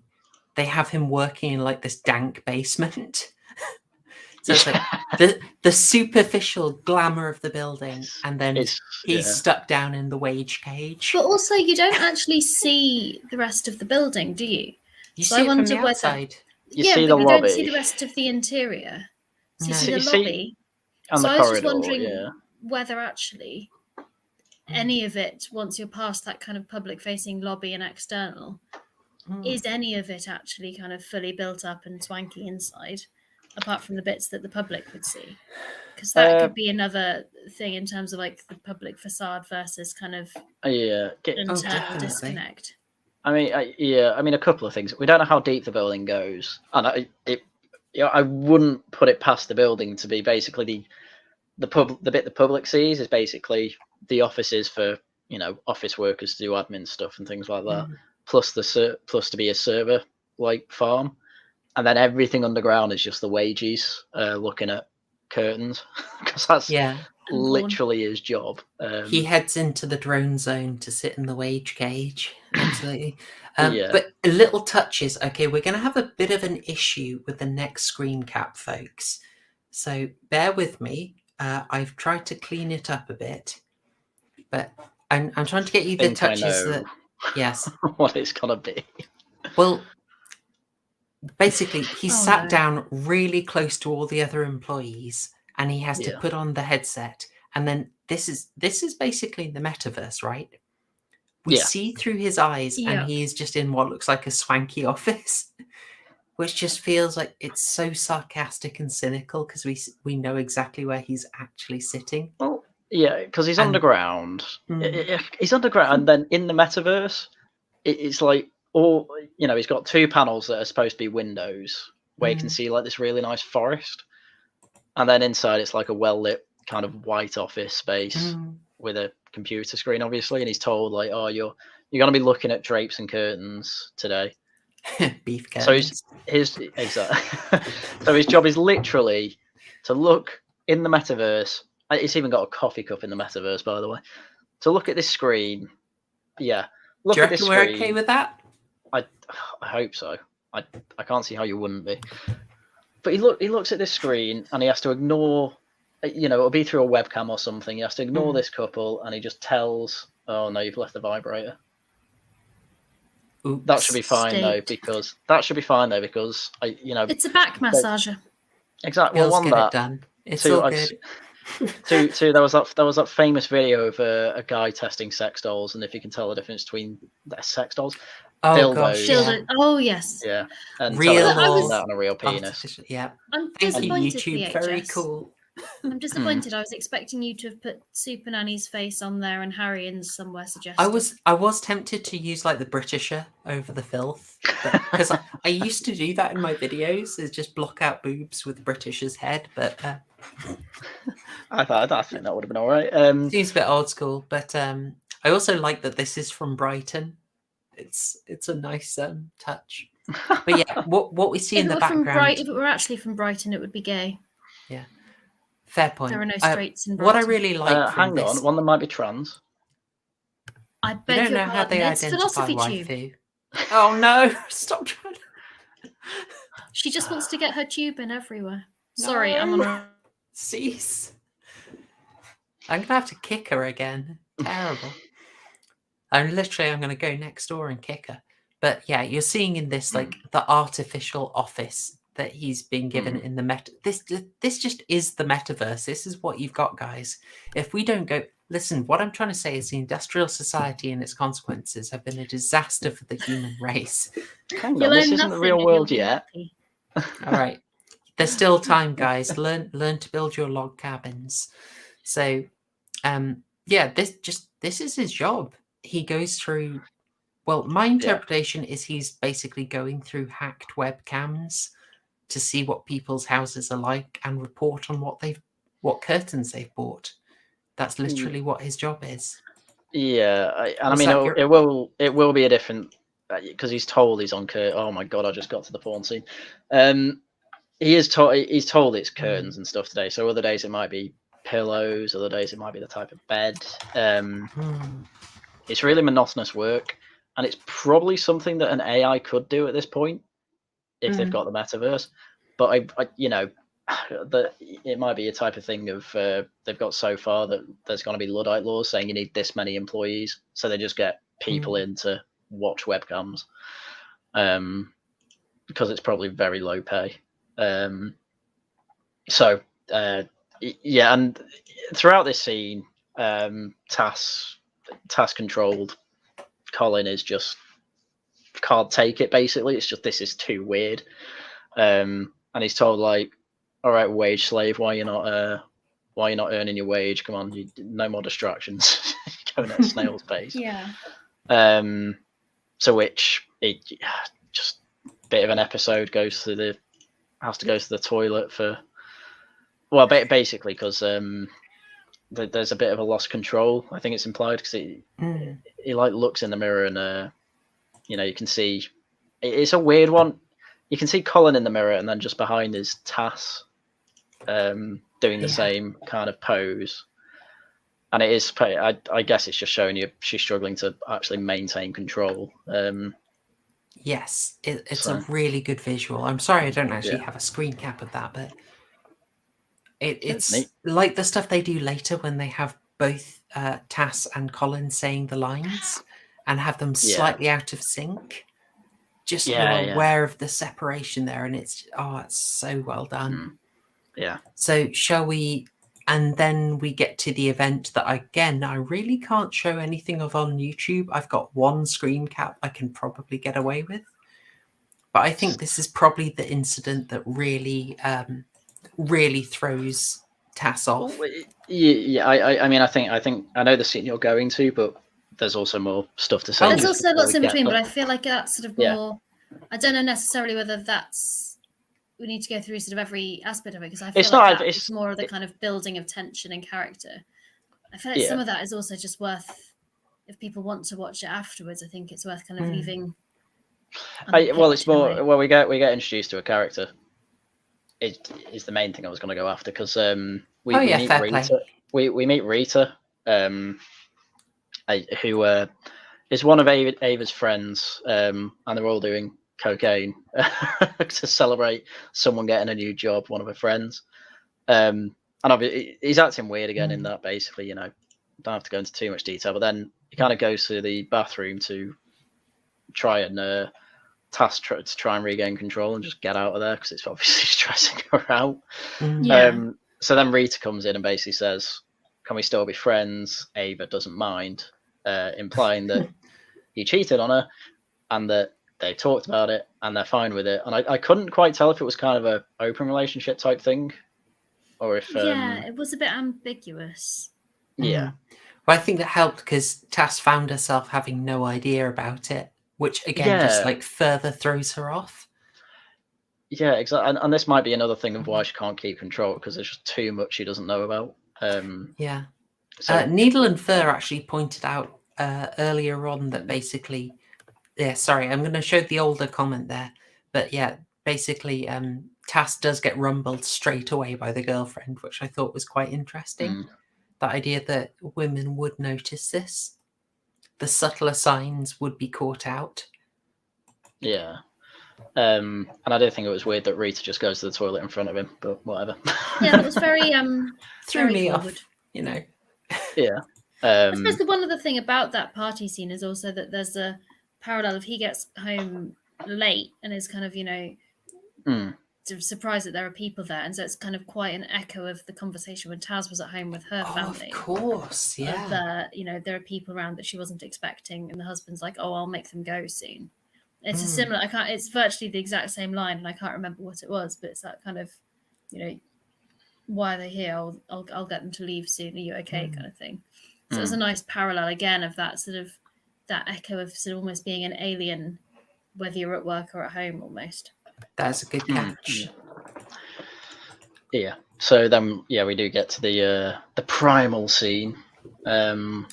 Sorry, Susan. Where Colin's a bit out of it again. We get flashbacks to her being in the machine, and then you have the weird bit where it was Tass taking Colin's place, and then it kind of pans down, and then you just see this massive schlong. That was something that was in the script, and then Brandon Cronenberg was sort of, I'm not sure about that. But Yeah. ContraPoints intensifies. Oh no! Oh no! Yeah, it was very philosophy tube. Oh dear! Oh no! So It's such a good euphemism. We can't not use it. Andrea Riseborough apparently came up with it sort of on her own. She liked the idea of the visual of doing that thing. And again, we get more distorted visuals, like borderline psychedelic. It gets a bit 2001. You're having lots of flashes of blue again. But it's just kind of weird. Like, I would say this is, of the three I've seen, this is probably my favorite trans assassin movie, which is like, I'm not saying it's made, but it's kind of weird that there are three of them. No? Yeah. Remind me of the other two. Chloe Sevigny was in a widely panned one called Hit or Miss, in which I think, yes, she was an assassin who I believe was forcefully transed. And then there was, I might be wrong about forcefully, but there was one with Michelle Rodriguez of the Fast and Furious movies and Resident Evil movies fame, where she is an assassin who's kidnapped and forcefully transitioned. And how are there three of these movies? How has this happened 3 times? I suppose at least in this one, Riseborough hasn't actually. It's a brief visual, but it is. It's a frisson of transing rather than an actual transing. It is an interesting, disturbing visual that kind of shows her struggling to connect and keep up the role. And I do think like it is probably like the primal nature that means Colin? I want to watch this again because it is ambiguous, but I kind of feel like there's something to the fact that they started off with Ava on top and then Colin takes over. And it's like because of Colin physically takes over and goes on top, that it's kind of like literally Colin is winning out in the sort of internal psychological battle. What a conversation to be having! Yeah, because they do flip, don't they? And then when he starts pumping, that's when she starts getting the flashes. And then Wait, well, what do you want me to say? Philosophy tubing? I just sound grim. Zorbing. Oh Jesus! Oh no! On a side note, Tash, that is Gatsby that you heard a long time ago. He's settled down finally. I was going to say as well. You reminded me of the meme when you were like, "It's weird it happened 3 times." It's like, if I had a nickel for every time a war has been declared on birds, I've had 2 nickels, which isn't a lot, but it's weird that it happened twice. Yes. Oh no! Hashtag Schlong Gang. At least it's not Shrimp Gang. Yeah. Thanks, this Tash. This is an upgrade. Wait, you said sorbing earlier, didn't you? Me? Yeah, I was thinking of other words instead of pumping. No, there is a zorbing thing in this. I don't know if I've got it. Haryan, can you, if you look up, I might be wrong on this, can you look at the bits in Rita's home? Because I seem to remember that she had like 4 zorbs in her room as like decoration. I think they're just supposed to be futuristic home decor. I don't think she's a massive zorbing enthusiast. But they are. Although if she is, that would be a or maybe it's bit of subtext. character development. Maybe it's just subtext for testicles. Who knows? It's could be anything. I just found it weird. It's like once I noticed that the interesting furniture is just zorbs. It like in The Phantom Menace when you notice that Qui-Gon Jinn's communications device is just like a Gillette Mac Venus with a couple of wires on it. Oh no! Yeah. To be fair, most guns in Star Wars are World War II guns with a bit of piping on, so it's not that bad. Speaking of piping, back to the film. Nice. Nice. Oh, such a segue. See any Zorbs in a home, but you get a good look at a whole home. So there's a gazelle on the wall. That's a bit weird. That's rude. Anyway, Okay. Oh no, there is a Zorby thing actually. There we go. That is weird. It's just something I Anyway. noticed and I was so distracted by it. Anyway, so this I think is probably Tass's undoing. Like it does really break the connection. Yeah, and then because I think after this it's a quick calibration, a quick talk to Gerda, and it's just oh, don't worry about it. I'll be out within 24 hours because we get to meet Sean Bean. Sean Bean. Yeah, and he does a little speech. I can't really remember it, but I'd be surprised if it didn't have anything to do with the rest of the subtext. He talks about the value of boredom, which is probably just, I think probably it's just kicking sand in Colin's face. Like he's talking about how amazing boredom is, probably just to piss off Colin with like, I stuck you in the basement wage cage to make you talk about curtains. Don't you like your boredom, sir? Well, I guess it's kind of a part of the subtext of this is just work is monotonous or can be monotonous. So yeah, maybe he's going after that. But if Ava and Colin go over, and John is a massive catch you next Tuesday to him.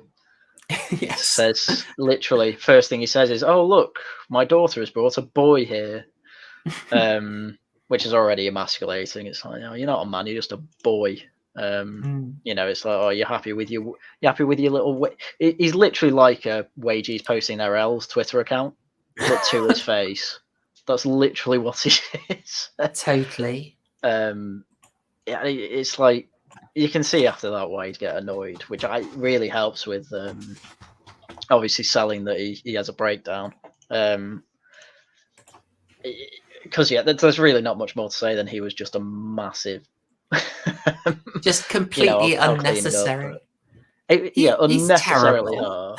Yeah, he did book break him verbally. Yeah, but then you understand exactly why, and then Tass gets the instructions to, this is actually helpful. It helps the narrative that she has to perpetuate, and then she gets told she's done well. It's like, no, go back, go be awful. go back, get drunk, have a go at him. Which is what she does as Colin. And this scene's long. I'm kind of getting through it because it's not. I think it's something that's better watched than kind of me describing it. So it is. It does get the job done. Basically, you have to realise Sean Bean is bloody awful. Sean Bean plays this part so well because I'm so used to him being really nice, like with Boromir and Sharp. Yeah. Have you seen Red Riding? No. I realise that'll be a bit obscure. No, I've not even heard of Red Riding. Is that a detective thing set in Yorkshire? Yes, it's very, very, very, very dark and gritty and grim.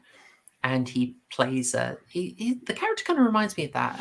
Not many people talk about that series anymore. It's just 3. It's really good. You've got a very young Andrew Garfield in it. Really dark, disturbing stuff. You might like it. Does it cover similar themes to Broadchurch? No, much more developed than that. But no, really good stuff. Anyway, it's just Sean Bean plays a business magnate who's an absolute. See you next Tuesday in it. So as you say, you don't usually see him do that kind of role, but he does a great job. Yeah, I mean, I really like the bit where Colin does have a go at John. Being like, you owe me. I think you owe me an apology, and he basically just whispers to him, "F off, F off in the corner before you make a mess on my floor." Because then he, is like, "No, I'm getting your attention. I'm getting your apology."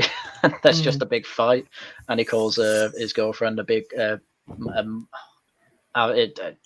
He says very rude things. Yes, a big adjective, and then calls her a female dog. But I can't remember the adjective. But it is very good. And then obviously you just has to wait till after.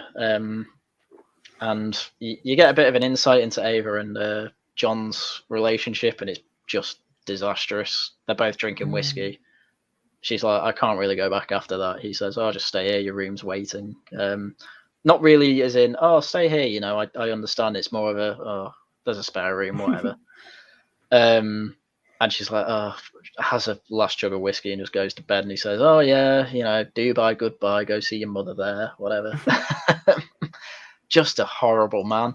which is when Colin comes in. And again, it just how emasculated he is. Like, comes in with a gun, puts it on the table, and John's just like, "What are you gonna do?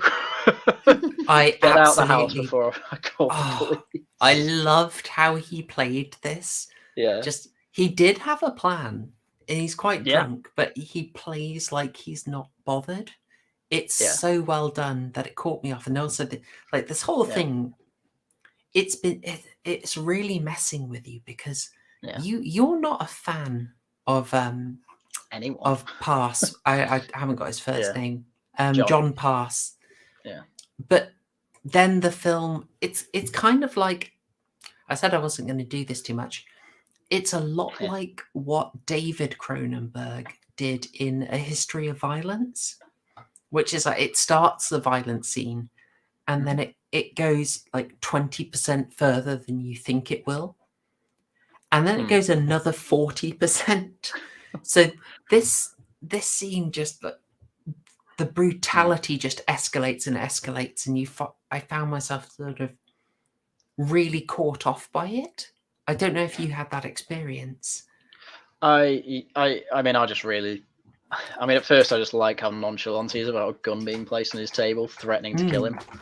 But yeah, he kind of just gets up saying, "I'm going to bed," pretends to walk away, and then turns around to quickly grab the gun, which doesn't quite work. So then he comes out with a fire poker and just beats him, and I'm like, oh, kind of a, smart double bluff there, really. Because if he walks away, he'll just chase him and beat him with the stick. And then, yeah, I mean, the scene's just grotesque. It's just, in a word, teeth are shattered, eyes are popped. Like the teeth popping is just sort of absolutely like next level horrific. I just watched it. Stomach churning stuff. Brilliant. Yeah. So horrible. Yeah, and obviously Ava hears this because he's being beaten. So he picks up the gun and shoots her on the way out. She gets shot twice in the back. She's still trying to get away, so he just follows her, shoots her in the back of the head. Quick job done. And obviously, okay, your job's done. Now you need to self-yeet. Yeah. Get yourself out of there. Pull me out. Can't do it. Colin starts taking over, which is obviously and we should know. Colin's better at it. Yeah, exactly. It's set up. This isn't coming out. Yeah, it's not coming out of nowhere. It's of the you might have thought he didn't have a chance. Well, was Task going to use the gun and then John managed to get it away from him? Is that what happened? Do you mean Colin? Sorry. Well, Task in Colin's body. Sorry. It's confusing. I didn't quite catch that because I think Taz was, as with the other one with the stabbing, I think she struggles to use guns. I think that was kind of being shown, and I felt like her thing of like, I grabbed a knife because it made more sense. I think that was more just her finding an excuse for not wanting to use the gun for whatever reason, but that's never really fully explained, like why she might not want to use guns. Because of the sex scene with her and Michael before, I took that as she gets a sadistic pleasure off it. It could be. Guns are too quick, hence she's using the fire poker to break his teeth, to pop out his eye. It's like she is a sadist, basically. She really does. Go above and beyond in her work. She gives it the 110%. Yeah, girls get it done. Yeah, exactly. So we have. By the way, anyone who wants to do a little Lady Gaga moment here for the old poker face, you're very welcome to. I haven't prepped the meme, but it's right there for you. This is brilliant setup and payoff. We saw what happened. This hasn't come out of nowhere. We've been primed for this. She goes with a brutal sort of melee attack, just equivalent to stabbing. She's just beating him over and over and over again. And then cannot pull the trigger. This is something set up. It's primed. It's prepped. This is good storytelling. We should not be surprised because she's just repeated the pattern. Yeah, and because she can't self-yeet, Colin takes the opportunity, takes over, picks up a shard of glass that broke from when Ava was running away. And he puts it above his head and breaks the implant, because that's where the implant goes, on top of his head, which I assume he knows because it's the type of thing with Tyler Durden. I know it because she knows it. She knows it because I know it. I wonder, like, how well known this stuff is. Like, if people know there's a chance that you will be, like, taken able to over. break it. Yeah. Well, it's clearly secret, and they don't want people knowing about the technology because it's designed to dissolve within a week. They do say that. It's like, oh, you can be in his brain for 3 days at the most, and then the implant dissolves in 5, and it's like, oh, when he's in the morgue, it'll be gone by then. So they clearly don't want people to know about the technology. So I think it's fairly secret. But again, I think he knows it's there because, I mean, he'll have a pain in his head from when the implant went in. So it's it's safe to assume that's where it's gone. Yeah, he'd probably be aware of that pain, which probably helps exactly. him. Okay. Yeah.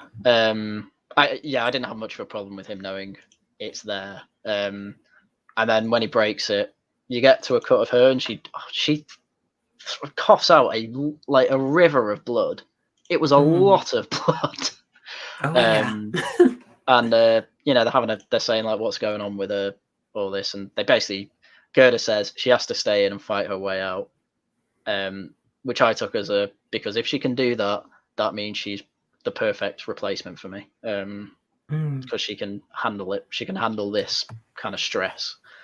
And there's also a level there of like, I think it sort of adds on to that whole thing of like dissociating from yourself in order to be good at your job. That like being able to repeatedly just kill yourself, even though it's not her being killed. It's the sort of repeatedly committing some form of suicide, I think, is quite a sort of psychopathic thing to do in a way. So that sort of continues that theme, I would have thought.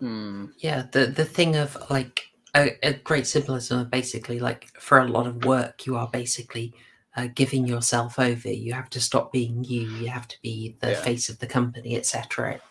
It's a point that's been well made, but it's nicely slipped in here. It doesn't take up too much time. But yeah, after this he basically flees the scene. He's very Colin / Task, because Colin's basically back in control. Yeah, Colin's back in control here. Yeah. Finds his way to, as you say, the sensible place that was set up. There's a bit where he thinks he's being followed, and I don't know if he was. I don't think I think he was just paranoid. I mean, you've just had you've just been controlled for 2 days. You'd be paranoid.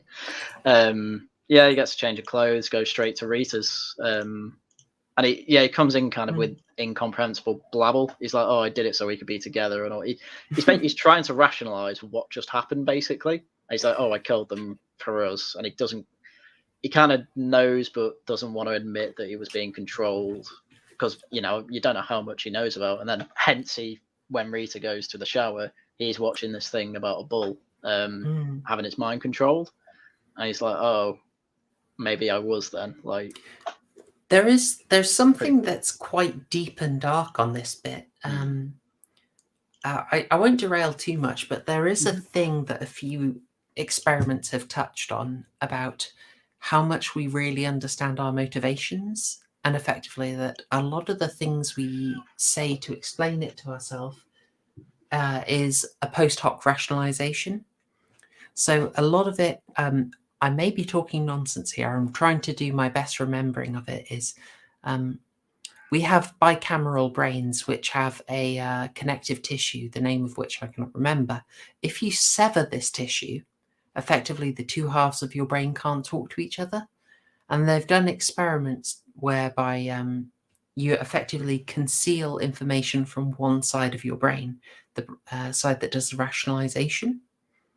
And that side that then comes up with rationalizations for the decisions made. It's fascinating stuff.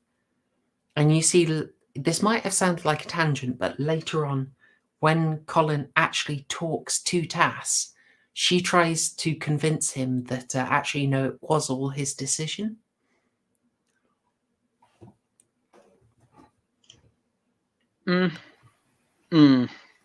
Doubt, reach, skepticism. Not a reach. No, it's just something to think about that I didn't really think about before. I wasn't saying anything because I was like, "Oh, that's a sort of deeper layer that I hadn't thought of." It's a dark subversion that she's probably trying to convince him, like, no, bro, this was your decision. And if you think there's a very dark thing of here, like how much outside of this specific takeover, how much are we making our own decisions? How much are we being controlled? Oh, Alabaster, you absolute star. Yes, corpus callosum. Thank you so much. That was what I was trying to think of.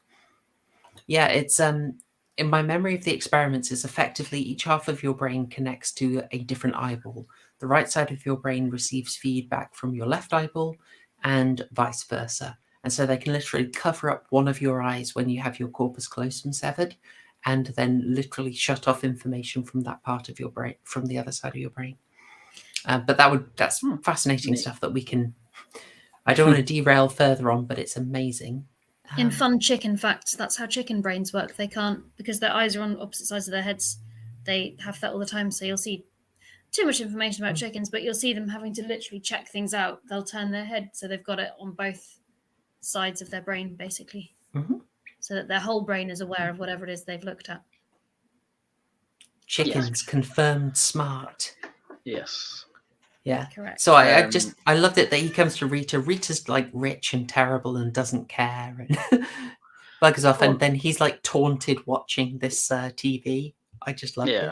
I mean, Rita's just a slag, basically. Everyone in this film is terrible. Yeah, and another Michael. thing. Michael's lovely. Michael's great.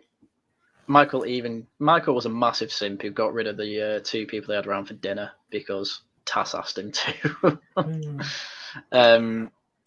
It's weird. It is weird this kind of watching this bull, because as that's happening, Tass clearly takes over slightly a bit, and then gets Colin to shoot Rita.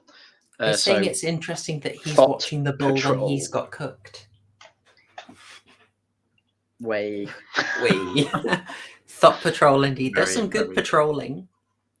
Yeah, it does thought patrol, and then later on in the evening we get Eddie in, who we find out he's the reason that he's had a brain implant. He was I think he joined the workforce through that agency to scout round for people to be the mark, to then be possessed. So he's like, oh, it's me. How do you think they chose you to be possessed? I think he calls him Tass. For a bit.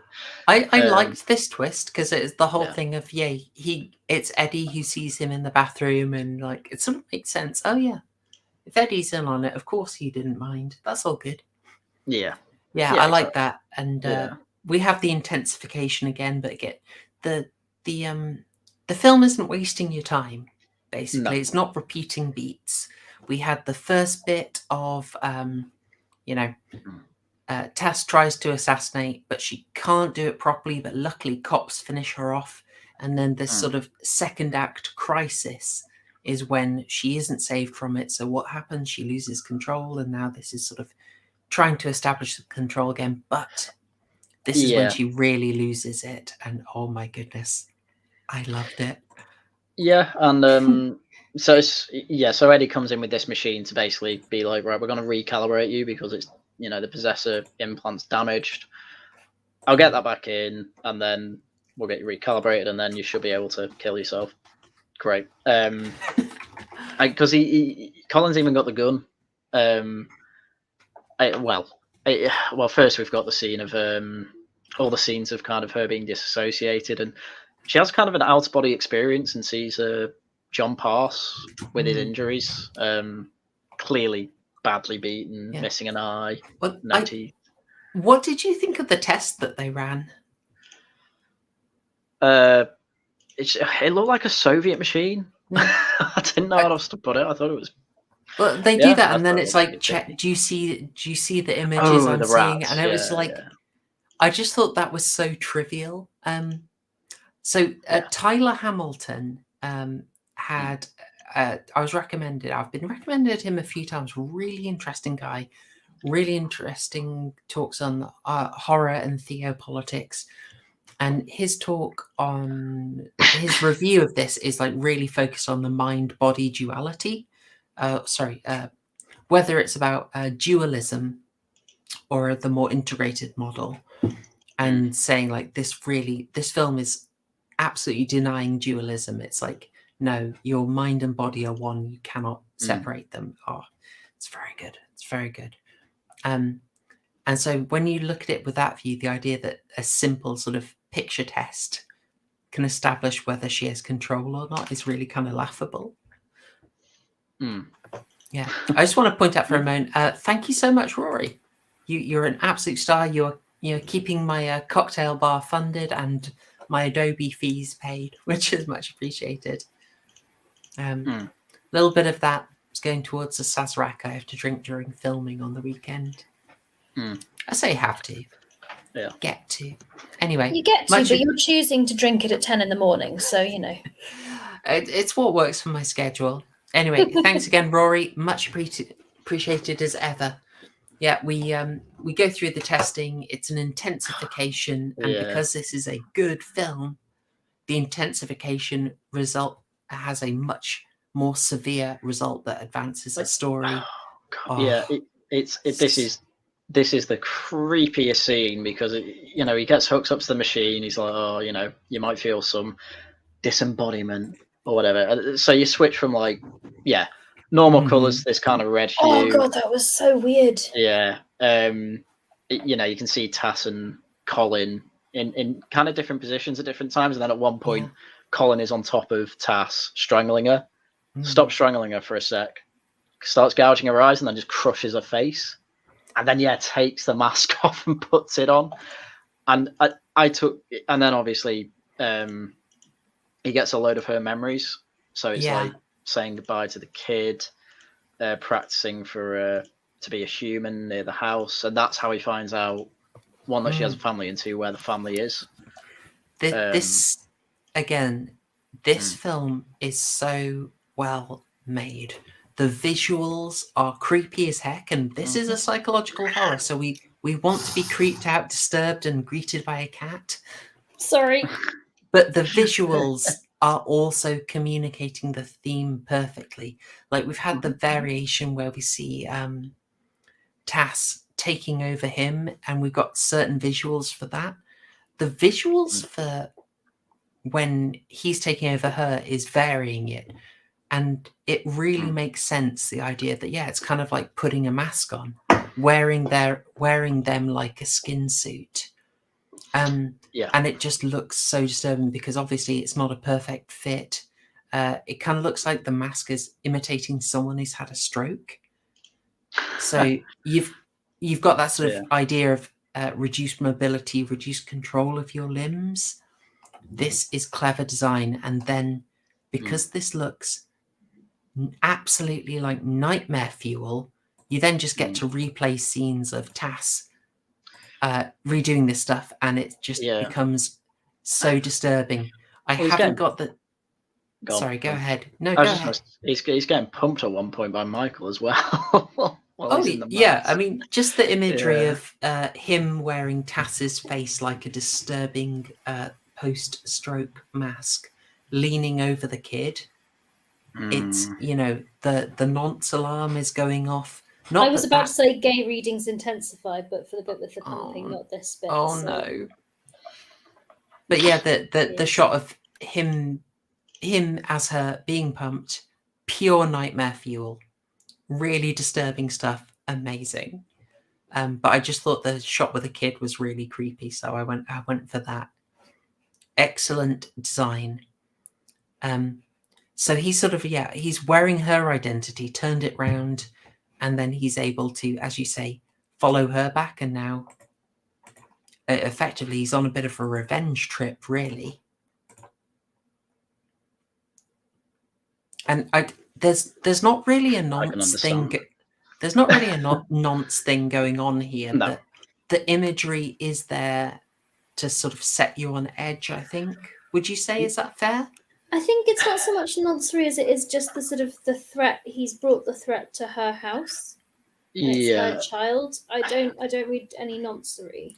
No, he's not a nonce, and he's not about to nonce, but I think the imagery is there to sort of make you more tense.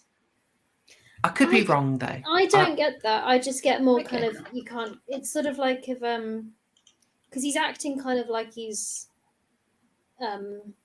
what's the words I'm looking for, like having withdrawal symptoms or something, you know, he's kind of quite twitchy and shaky and a bit out of it. That to me is the reading I got more, is just that feeling of like vulnerability of a kid who doesn't, or at least as far as we know, doesn't know what's going on and can't understand, doesn't know enough to be scared. I think that's more the thing. Is like the kid seems relatively chilled out, and Which we're obviously watching it with, like becomes relevant later. But yeah, it's just that tension of like, it's more the tension of this is an unknown threat. We don't know what he's going to do, rather than in itself announcing we go, lads. You know. I really like this, John. Absolutely, yes. Brilliant callback. So that is Cape Fear, Max Cady, played memorably by Robert Mitchum and later by Robert De Niro in the Scorsese remake. Yeah, I mean, in that one, it's interesting because Cady does hit on their daughter, and it's very creepy. But you feel like, well, I don't know. I feel like that was more a personal attack than noncing, but then you find out one of his convictions was for noncery. But yeah, a definite Max Cady vibes. Good call. Very good shout. And yeah, you definitely feel the kid is under some kind of revenge. It's sort of the obvious symbolism here, the logical thing that he does. She has really invaded him, like she's physically, she's invaded his brain. So what does he do? He invades her. He goes back to her house. That's as close as he can get to her.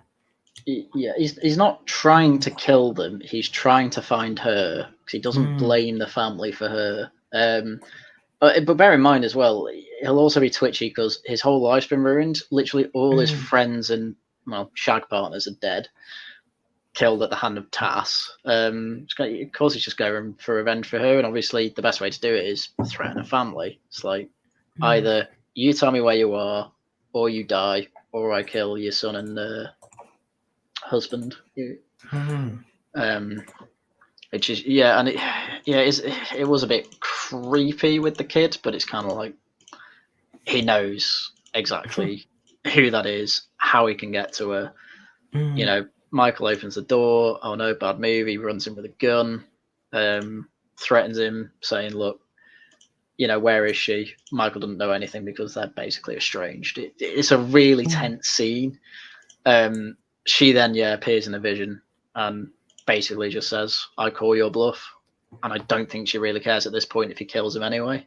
It's just amazingly done though. Like, so this might look, folks, if you haven't seen the film, this might look like a bit of a weird screen cap, but I just want to, I didn't want to risk another bit of video, but effectively he's aware of her as a kind of presence in his head, but he basically puppeting him, but he can't see her.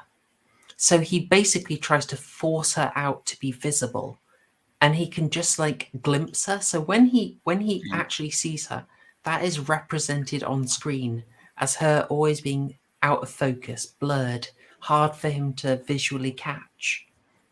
This is really good direction, telling your story for you, doing so much of the work. I just want to shout. I see Yiz in the chat. Good to see Yiz, and glad you enjoyed the event at the weekend. That was really good news.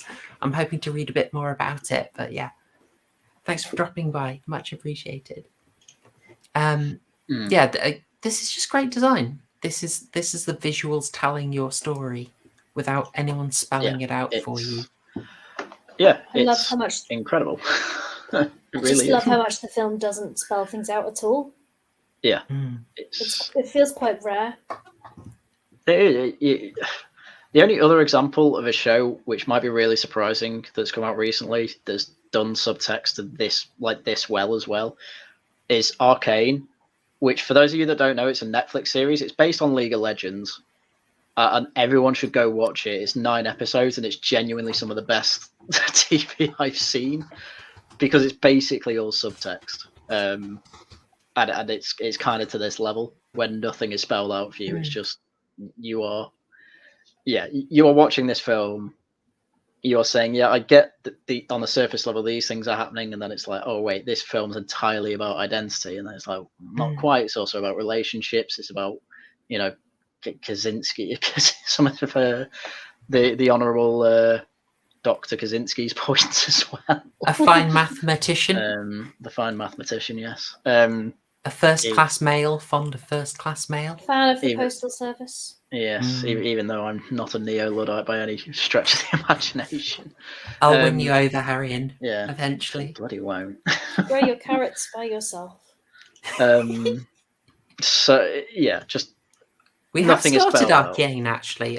We should finish it. I watched the first episode. I found it a bit. I found like I was missing lots of stuff because I've known nothing about League of Legends. But I know nothing of League of Legends. Okay. And honestly, you get to like part 3, episode 3. By the end of episode 3, you should be like, I was really invested by that point. I will carry on. Yes, All right. it's EFAP recommended. That's the only reason I watched it.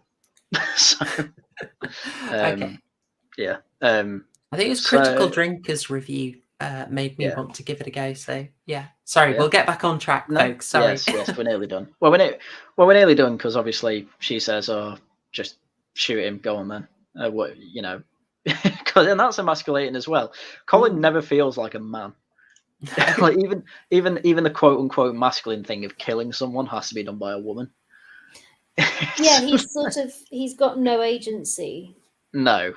He's kind of reacting to the plot that's happening around him. Yeah.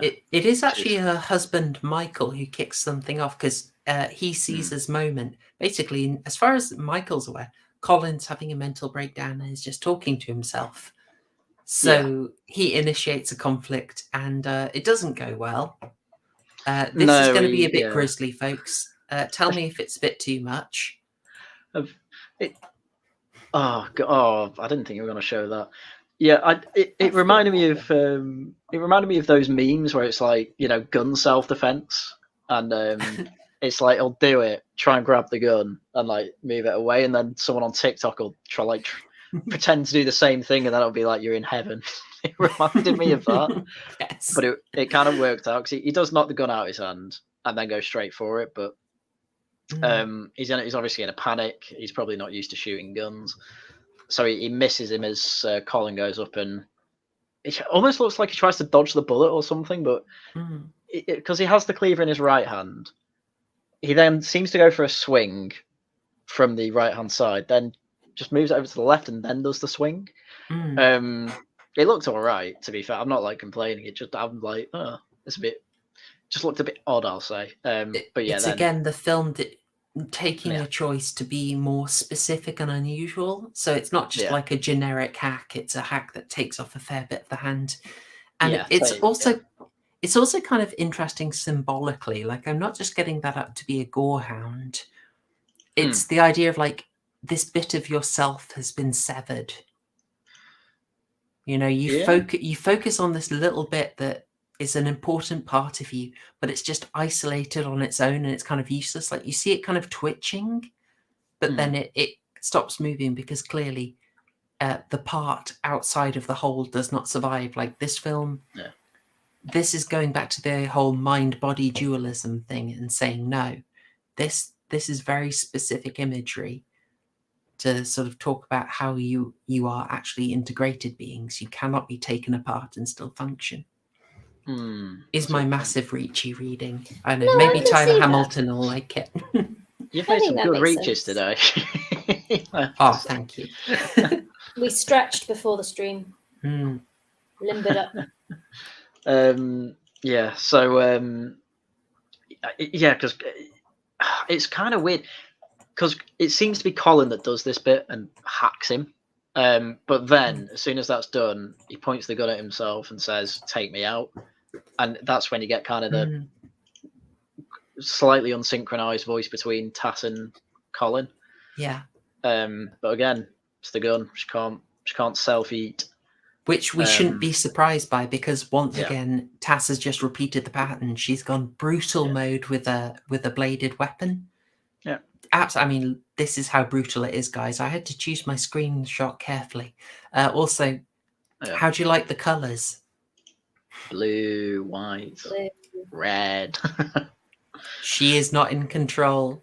She is not No. in control here. So yeah, we shouldn't be surprised she's once again stuck, and then we're kind of at this point, it's like, okay, where do we go? She can't do it.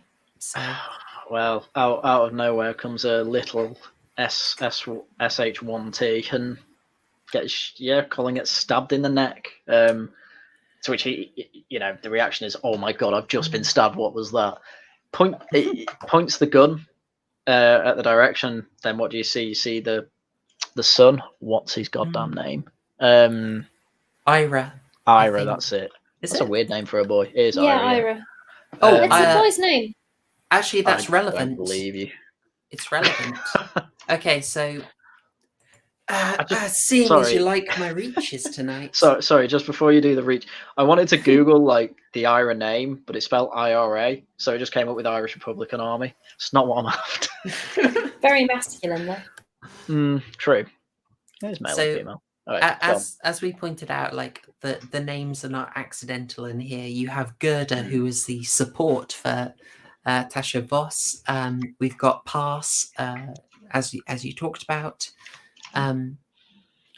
Tate, maybe for the Tate Gallery, it's a sort of structure in which something else is installed. That's a reach. That's a bit of a reach. But Ira Voss here is the only Ira that comes to mind for me is Ira Levin. Now that might ring some bells for you. If it does, it is probably because of Rosemary's Baby and the Stepford Wives. Now, in both of those, you have women who are basically controlled by external forces. The Stepford Wives especially was about people's wives being taken over and artificial. To my mind, there's no way that's an accident, and Ira here is named for Ira Levin. Was Ira Levin the writer for both of those? Yes, the author of the books. Hmm. I think also... oh, hang on. I'm just going to check. No, John Wyndham was the Midwich Cuckoos, but Ira Levin is Stepford Wives. Yeah. I wonder... Go on. I was going to resurrect my feminist reading. Everyone brace yourselves. In the two murders we've seen her commit, like that we've actually seen her / the body she's in commit, have both been against men and with... Actually, no, 3 of them. Against men, ultra-violent, lots of stabbing. When she's shooting... When it's women dying, they get shot and it's a bit more distanced. And it's not so kind of up close and personal and brutal. I just wonder whether if you wanted to just really go full... I'm trying to think of the... I can't think of the name of that channel that Sarkeesian ran. If you wanted to go down Having a frequency. Thank you. Or I was a big fan. That one. You could say that there's maybe something there of like she's kind of this supremely like emotionally detached assassin, sort of, but at the same time really seems to get out a kick out of violently punishing men. Or is that a reach? Who knows? Well, it is men. I mean, she does yeet her kid as well. She's true. pretty violent. Like She's pretty violent. She's pretty violent to the girlfriend as well, really. I mean, she just shot her and moved on, really. She shot her, watched her in pain, like kind of touched her hair a bit, and then was like, "Okay, I've got to get out of here," and then just shot her in the back of the head. In the case of, I'm not sure about that one, but it is definitely the savagery is directed to different degrees. There is something interesting there. With Ira, though, this caught me off. I thought this was absolutely brutal. I don't know if I'll get away with a... I've got the most... I'm not going to play it. I've got the most... I really have to show this because the symbolism, I think, is important. I'm going to have this on screen briefly, folks. I want you to pay attention to the pattern of the blood and the shape it makes. And if you're seeing that, you're good. It's kind of joined, okay, and we're good, okay, and now I'm going to take it off, okay. So hopefully that was not too gratuitous for you all. Yes, and Well, I think it's relevant to something else. Or do you think it's kind of a chasm, like a split? I think it's this. Oh, Oh, I like that. maybe. The way the knife is sort of remind me of the pinning it in. I don't know if Yeah. I'm massively reaching on that one, but it's sort of The the way it joins like that. Something she feels quite guilty about. Yeah, because I mean, I don't know if you mentioned, but you do see a flash of Tass shooting, which is when Ira gets shot. And it So is nasty. there's no doubt. Yeah, there's no doubt it's her that killed her son. Yeah. Needle and Fur, is that first time maybe Assault on Precinct 13? It's pretty rare. It is pretty darn rare for that to happen. I'm thinking Breaking Bad. Oh yeah, brutal. Yeah. But yeah, I can kind of see the butterfly being the same, and yeah, you get the imagery of the child and Colin Ira and Colin look at each other, and then you get Tass and Gerda looking at each other because it was Gerda who had taken over Ira, which probably for the first time I'm kind of like, wow, that's a bit contrived. That was a reaction I had. That was totally the reaction I had. Like, oh my gosh, why do you need to do that? That's a heck of a lot of effort. I liked it. I didn't feel contrived. Oh, I liked it. It felt like it felt consistent with her role had been, I need you to like detach from your family. This is a major risk, and then that's where I was going to go with it. It sort of this is why I brought up Demon Seed. Is like I had the first reaction, which was like, well, hang on, okay. So with Demon Seed, if you remember, the big, I know, I loved it. It may have caused a heated argument on here, but I loved it. Oh, looking back, I enjoyed it. Yeah. So you have a thing where the AI seems to make a decision that seems completely stupid, and then later you realize that actually the AI has made a decision that guarantees the characters will go out of the way to protect its offspring. And it's actually a very manipulative decision. And that I think is exactly what happened here. I thought, well, hang on, that's a heck of a long way to go to sort of, why are you going to possess the kid to get the jump on Tass and then free her? That's a total waste of effort. You could just shoot her. But then I realized it's to get the family out of the way. Yeah, like I'm surprised that wasn't, not to be rude, but I'm surprised that wasn't the immediate thought, because that to me was just so obvious. You've seen her kind of pressure Taz throughout, like detach from your family, let go, and then she's just like, no, I'm taking over the kids, so you have to shoot him. Yeah, so that murder on your mind, and you've freed yourself. Yes, I get all that. What I found contrived was basically you're putting a massive risk in Colin actually going to the house and actually trying to threaten them / kill them. Because I'm kind of like, how did Gerda know to do that? Because we know to do this, you have to kidnap that kid, put an implant in, set them up to go. Which, being charitable, okay, you could probably do that in about, you plan it from, you get the plan together, and then to actually execute the plan probably takes half an hour. But the thing is, if Colin just ends up shooting himself, say, instead of trying to get any revenge because he'd be broken, say, you've just taken over a kid on a massive risk, and that kid has to kill itself to get you out. And then what you're gonna do with Tass, which I guess the answer would be, just kill her. That's kind of which is kind of when I thought about it. I'm like, okay, so she's basically gone off risk, and it's kind of like, what's the worst case scenario? Your prodigy dies. What are the odds of that? Probably 50-50 maybe. Though we kind of know what Colin's like. He's emasculated. Would he take the chance to kind of get his revenge? Maybe. We don't know. Let's take the risk. So I'm kind of like, oh, it's contrived, but it's like, yeah. I mean, but it works. I almost want to go back and look at the scene where Colin's walking down this, like, that sort of alleyway and comes across the kid. and the kids just come out from like a side street. I almost wonder, like, if we're going to get into like the actual mechanics of how could this happen, is that the point where they're like, okay, we can see Colin's heading in this direction because they'll have been able to like keep an eye on him in some way, and they're like, okay, he's heading there, let's grab the kid, and whether the kid's just arrived from having had his brain implanted or something. Well, now that I think about it, in the garage where he was, they could have put the brain plant in there.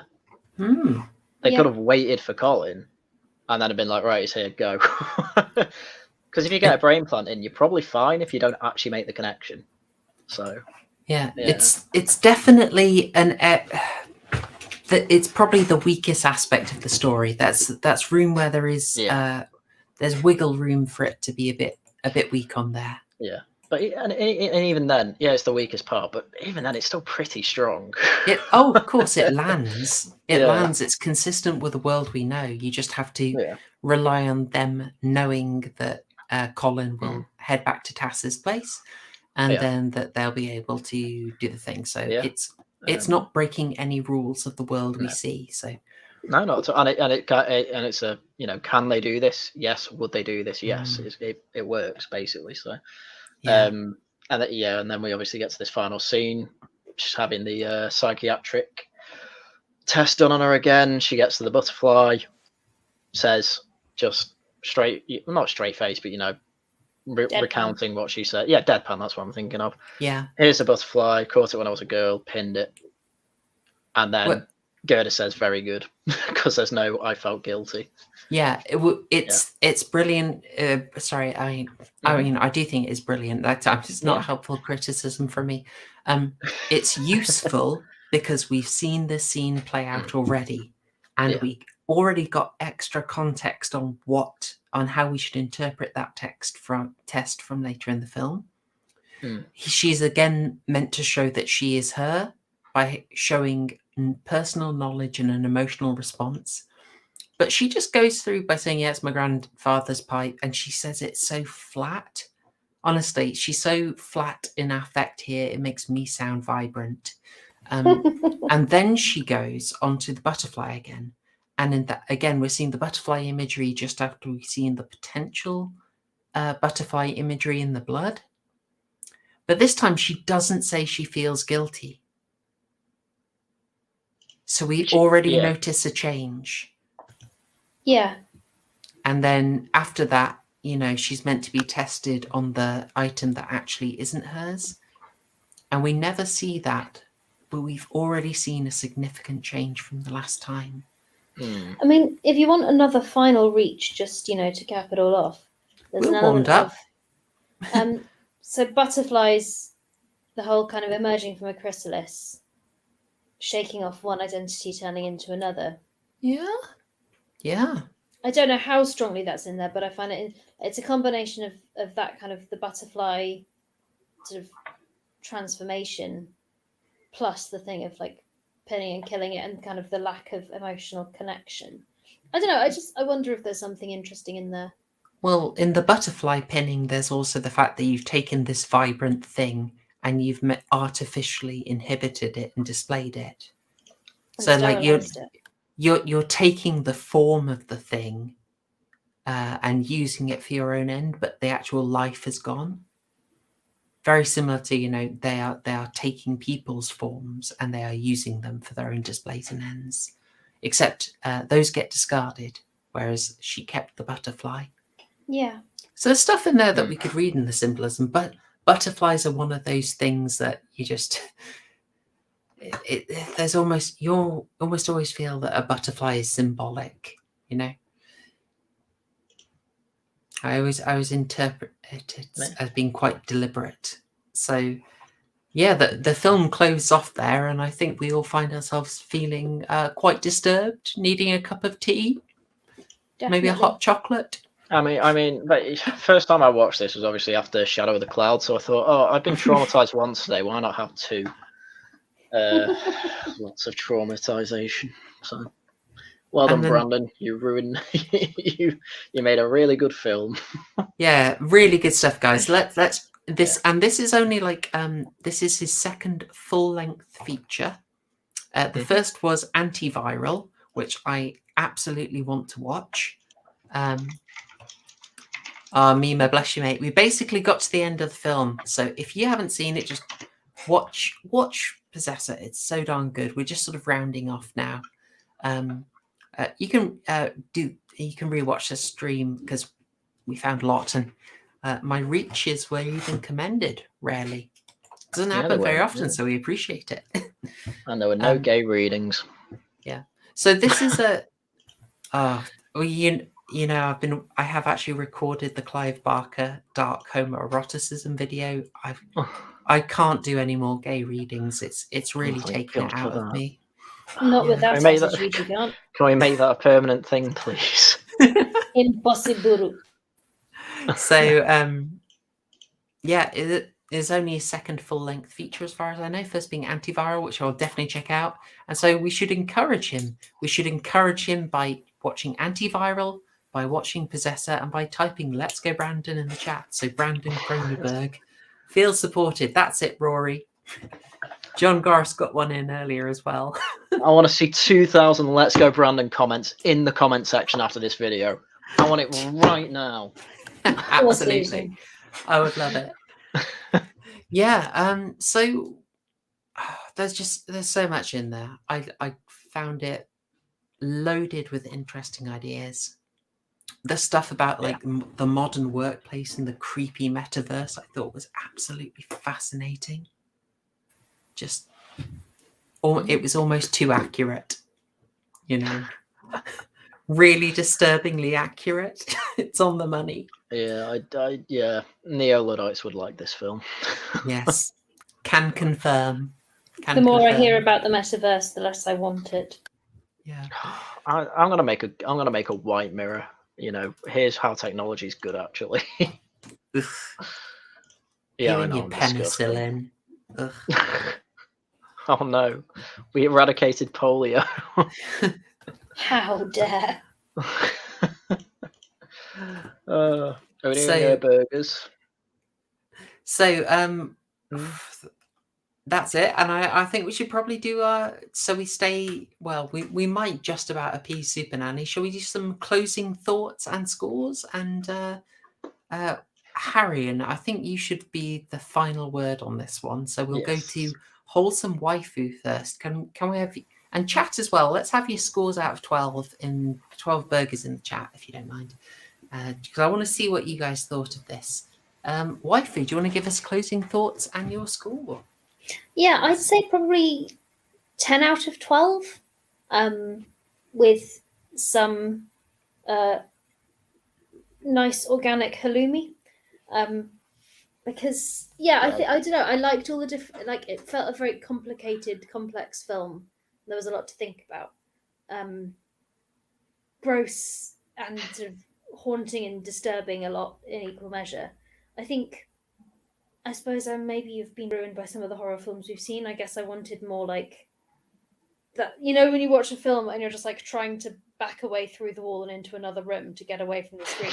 I didn't really quite have that, and that when you're watching a film and you're just oh god, I need to be in another city. Didn't quite have that with this, so that's why I've taken off 2 burgers. But otherwise, 10 out of 12 burgers with nice, fresh, organic halloumi. Very good. With those seed oils. Very good. Very based. All right. For me, I think what it did was very impressive. So I can't give it a perfect score. It's not quite the vibe of horror that is my preferred one, but for what it's doing it incredibly well. So we've got a strong story. There's only one bit I can quibble. I think the pacing is really good. The only bit where I felt my interest waning a bit was when Colin escaped and went to Rita's. I found myself a bit bored during that, but it picked up again. The visuals, absolutely incredible. They are memorable and they help tell the story, and it was addressing very interesting themes with some kind of nice dark commentary in there. Like the sarcasm I really liked. just you are under no illusion about what they think of the metaverse. So I absolutely love that. Sound could have been a bit stronger. I'm really nitpicking here. I think this was really strong. It probably goes to a 10.5 or 11. I think the only reason I'm not bringing it higher is just because of its muted tone means it was a little harder for me to get emotionally involved. And so for that reason, yeah, 10.5 or let's say 11. Yay. Yes. Right. Well, my turn then. Go for it, Haryan. Go. Yeah. Man, this film had about 4 different plot threads that intertwined and had such a really good through line, like throughout the film.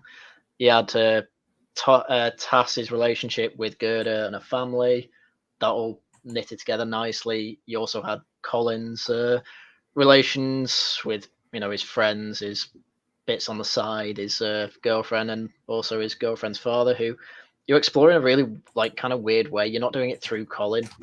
You're doing it through Colin while he's being possessed. But still, how people treat Colin. And then eventually when he finally comes back round, you just... Yeah, the exploration into kind of the identities of these people, how it's affecting them, how, this cyberpunk world is almost ruining their identities. Really cool. Really all ties nicely together. I just recommend everyone stop what they're doing now and watch this film. Even if you've seen it before, watch it again. This is easily an 11 out of 12 with no cheese, because the tone of this film is, as you say, you say muted. It's meant to be muted. Stark, your main, I suppose. Yeah, your main character is quite literally trying to become a blank slate, which is a really weird thing to explore. Oh yeah, I mean the muted really thing like. helps the big moments Yeah. catch you. You're not prepared for the sudden violence, and you were appalled by it. So it's very effective. This is damn near close to perfect. But there's no such thing as perfect. There's always room for improvement. So get to it, Brandon. Oh no! Oh no! Oh no! Not Fauci's special sauce. Oh dear. Yeah, I gotta agree with that. This is strong. I mean, you're seeing love for it. All chat loves this. Good taste, chat. It's not going to be for everyone. It's demanding a lot more patience, but I also think it's not wasting your time, and this would be great on a rewatch. I just know I'm going to rewatch this. I'm going to pick up on lots of things. So fantastic stuff. So that's it now. So end of the stream, guys. You know what happens at this point. We go into some fun details. We give you your horror homework. So I won't waste your time. I want to stay on Super Nanny's good side, seeing as she's a bit harsher this week. So your horror homework for next week, our anniversary special, is going to be House of 1,000 Corpses. Oh my God. I struggle to remember why we were doing House of 1,000 Corpses, but it's been on my schedule for a very long time. No, it's a much delayed 1,000 sub special. I decided to roll into the anniversary, so it's one corpse for each sub. Oh gosh, I thought the anniversary stream was 2 weeks from today, but we decided it's next week. That's next week. Okay.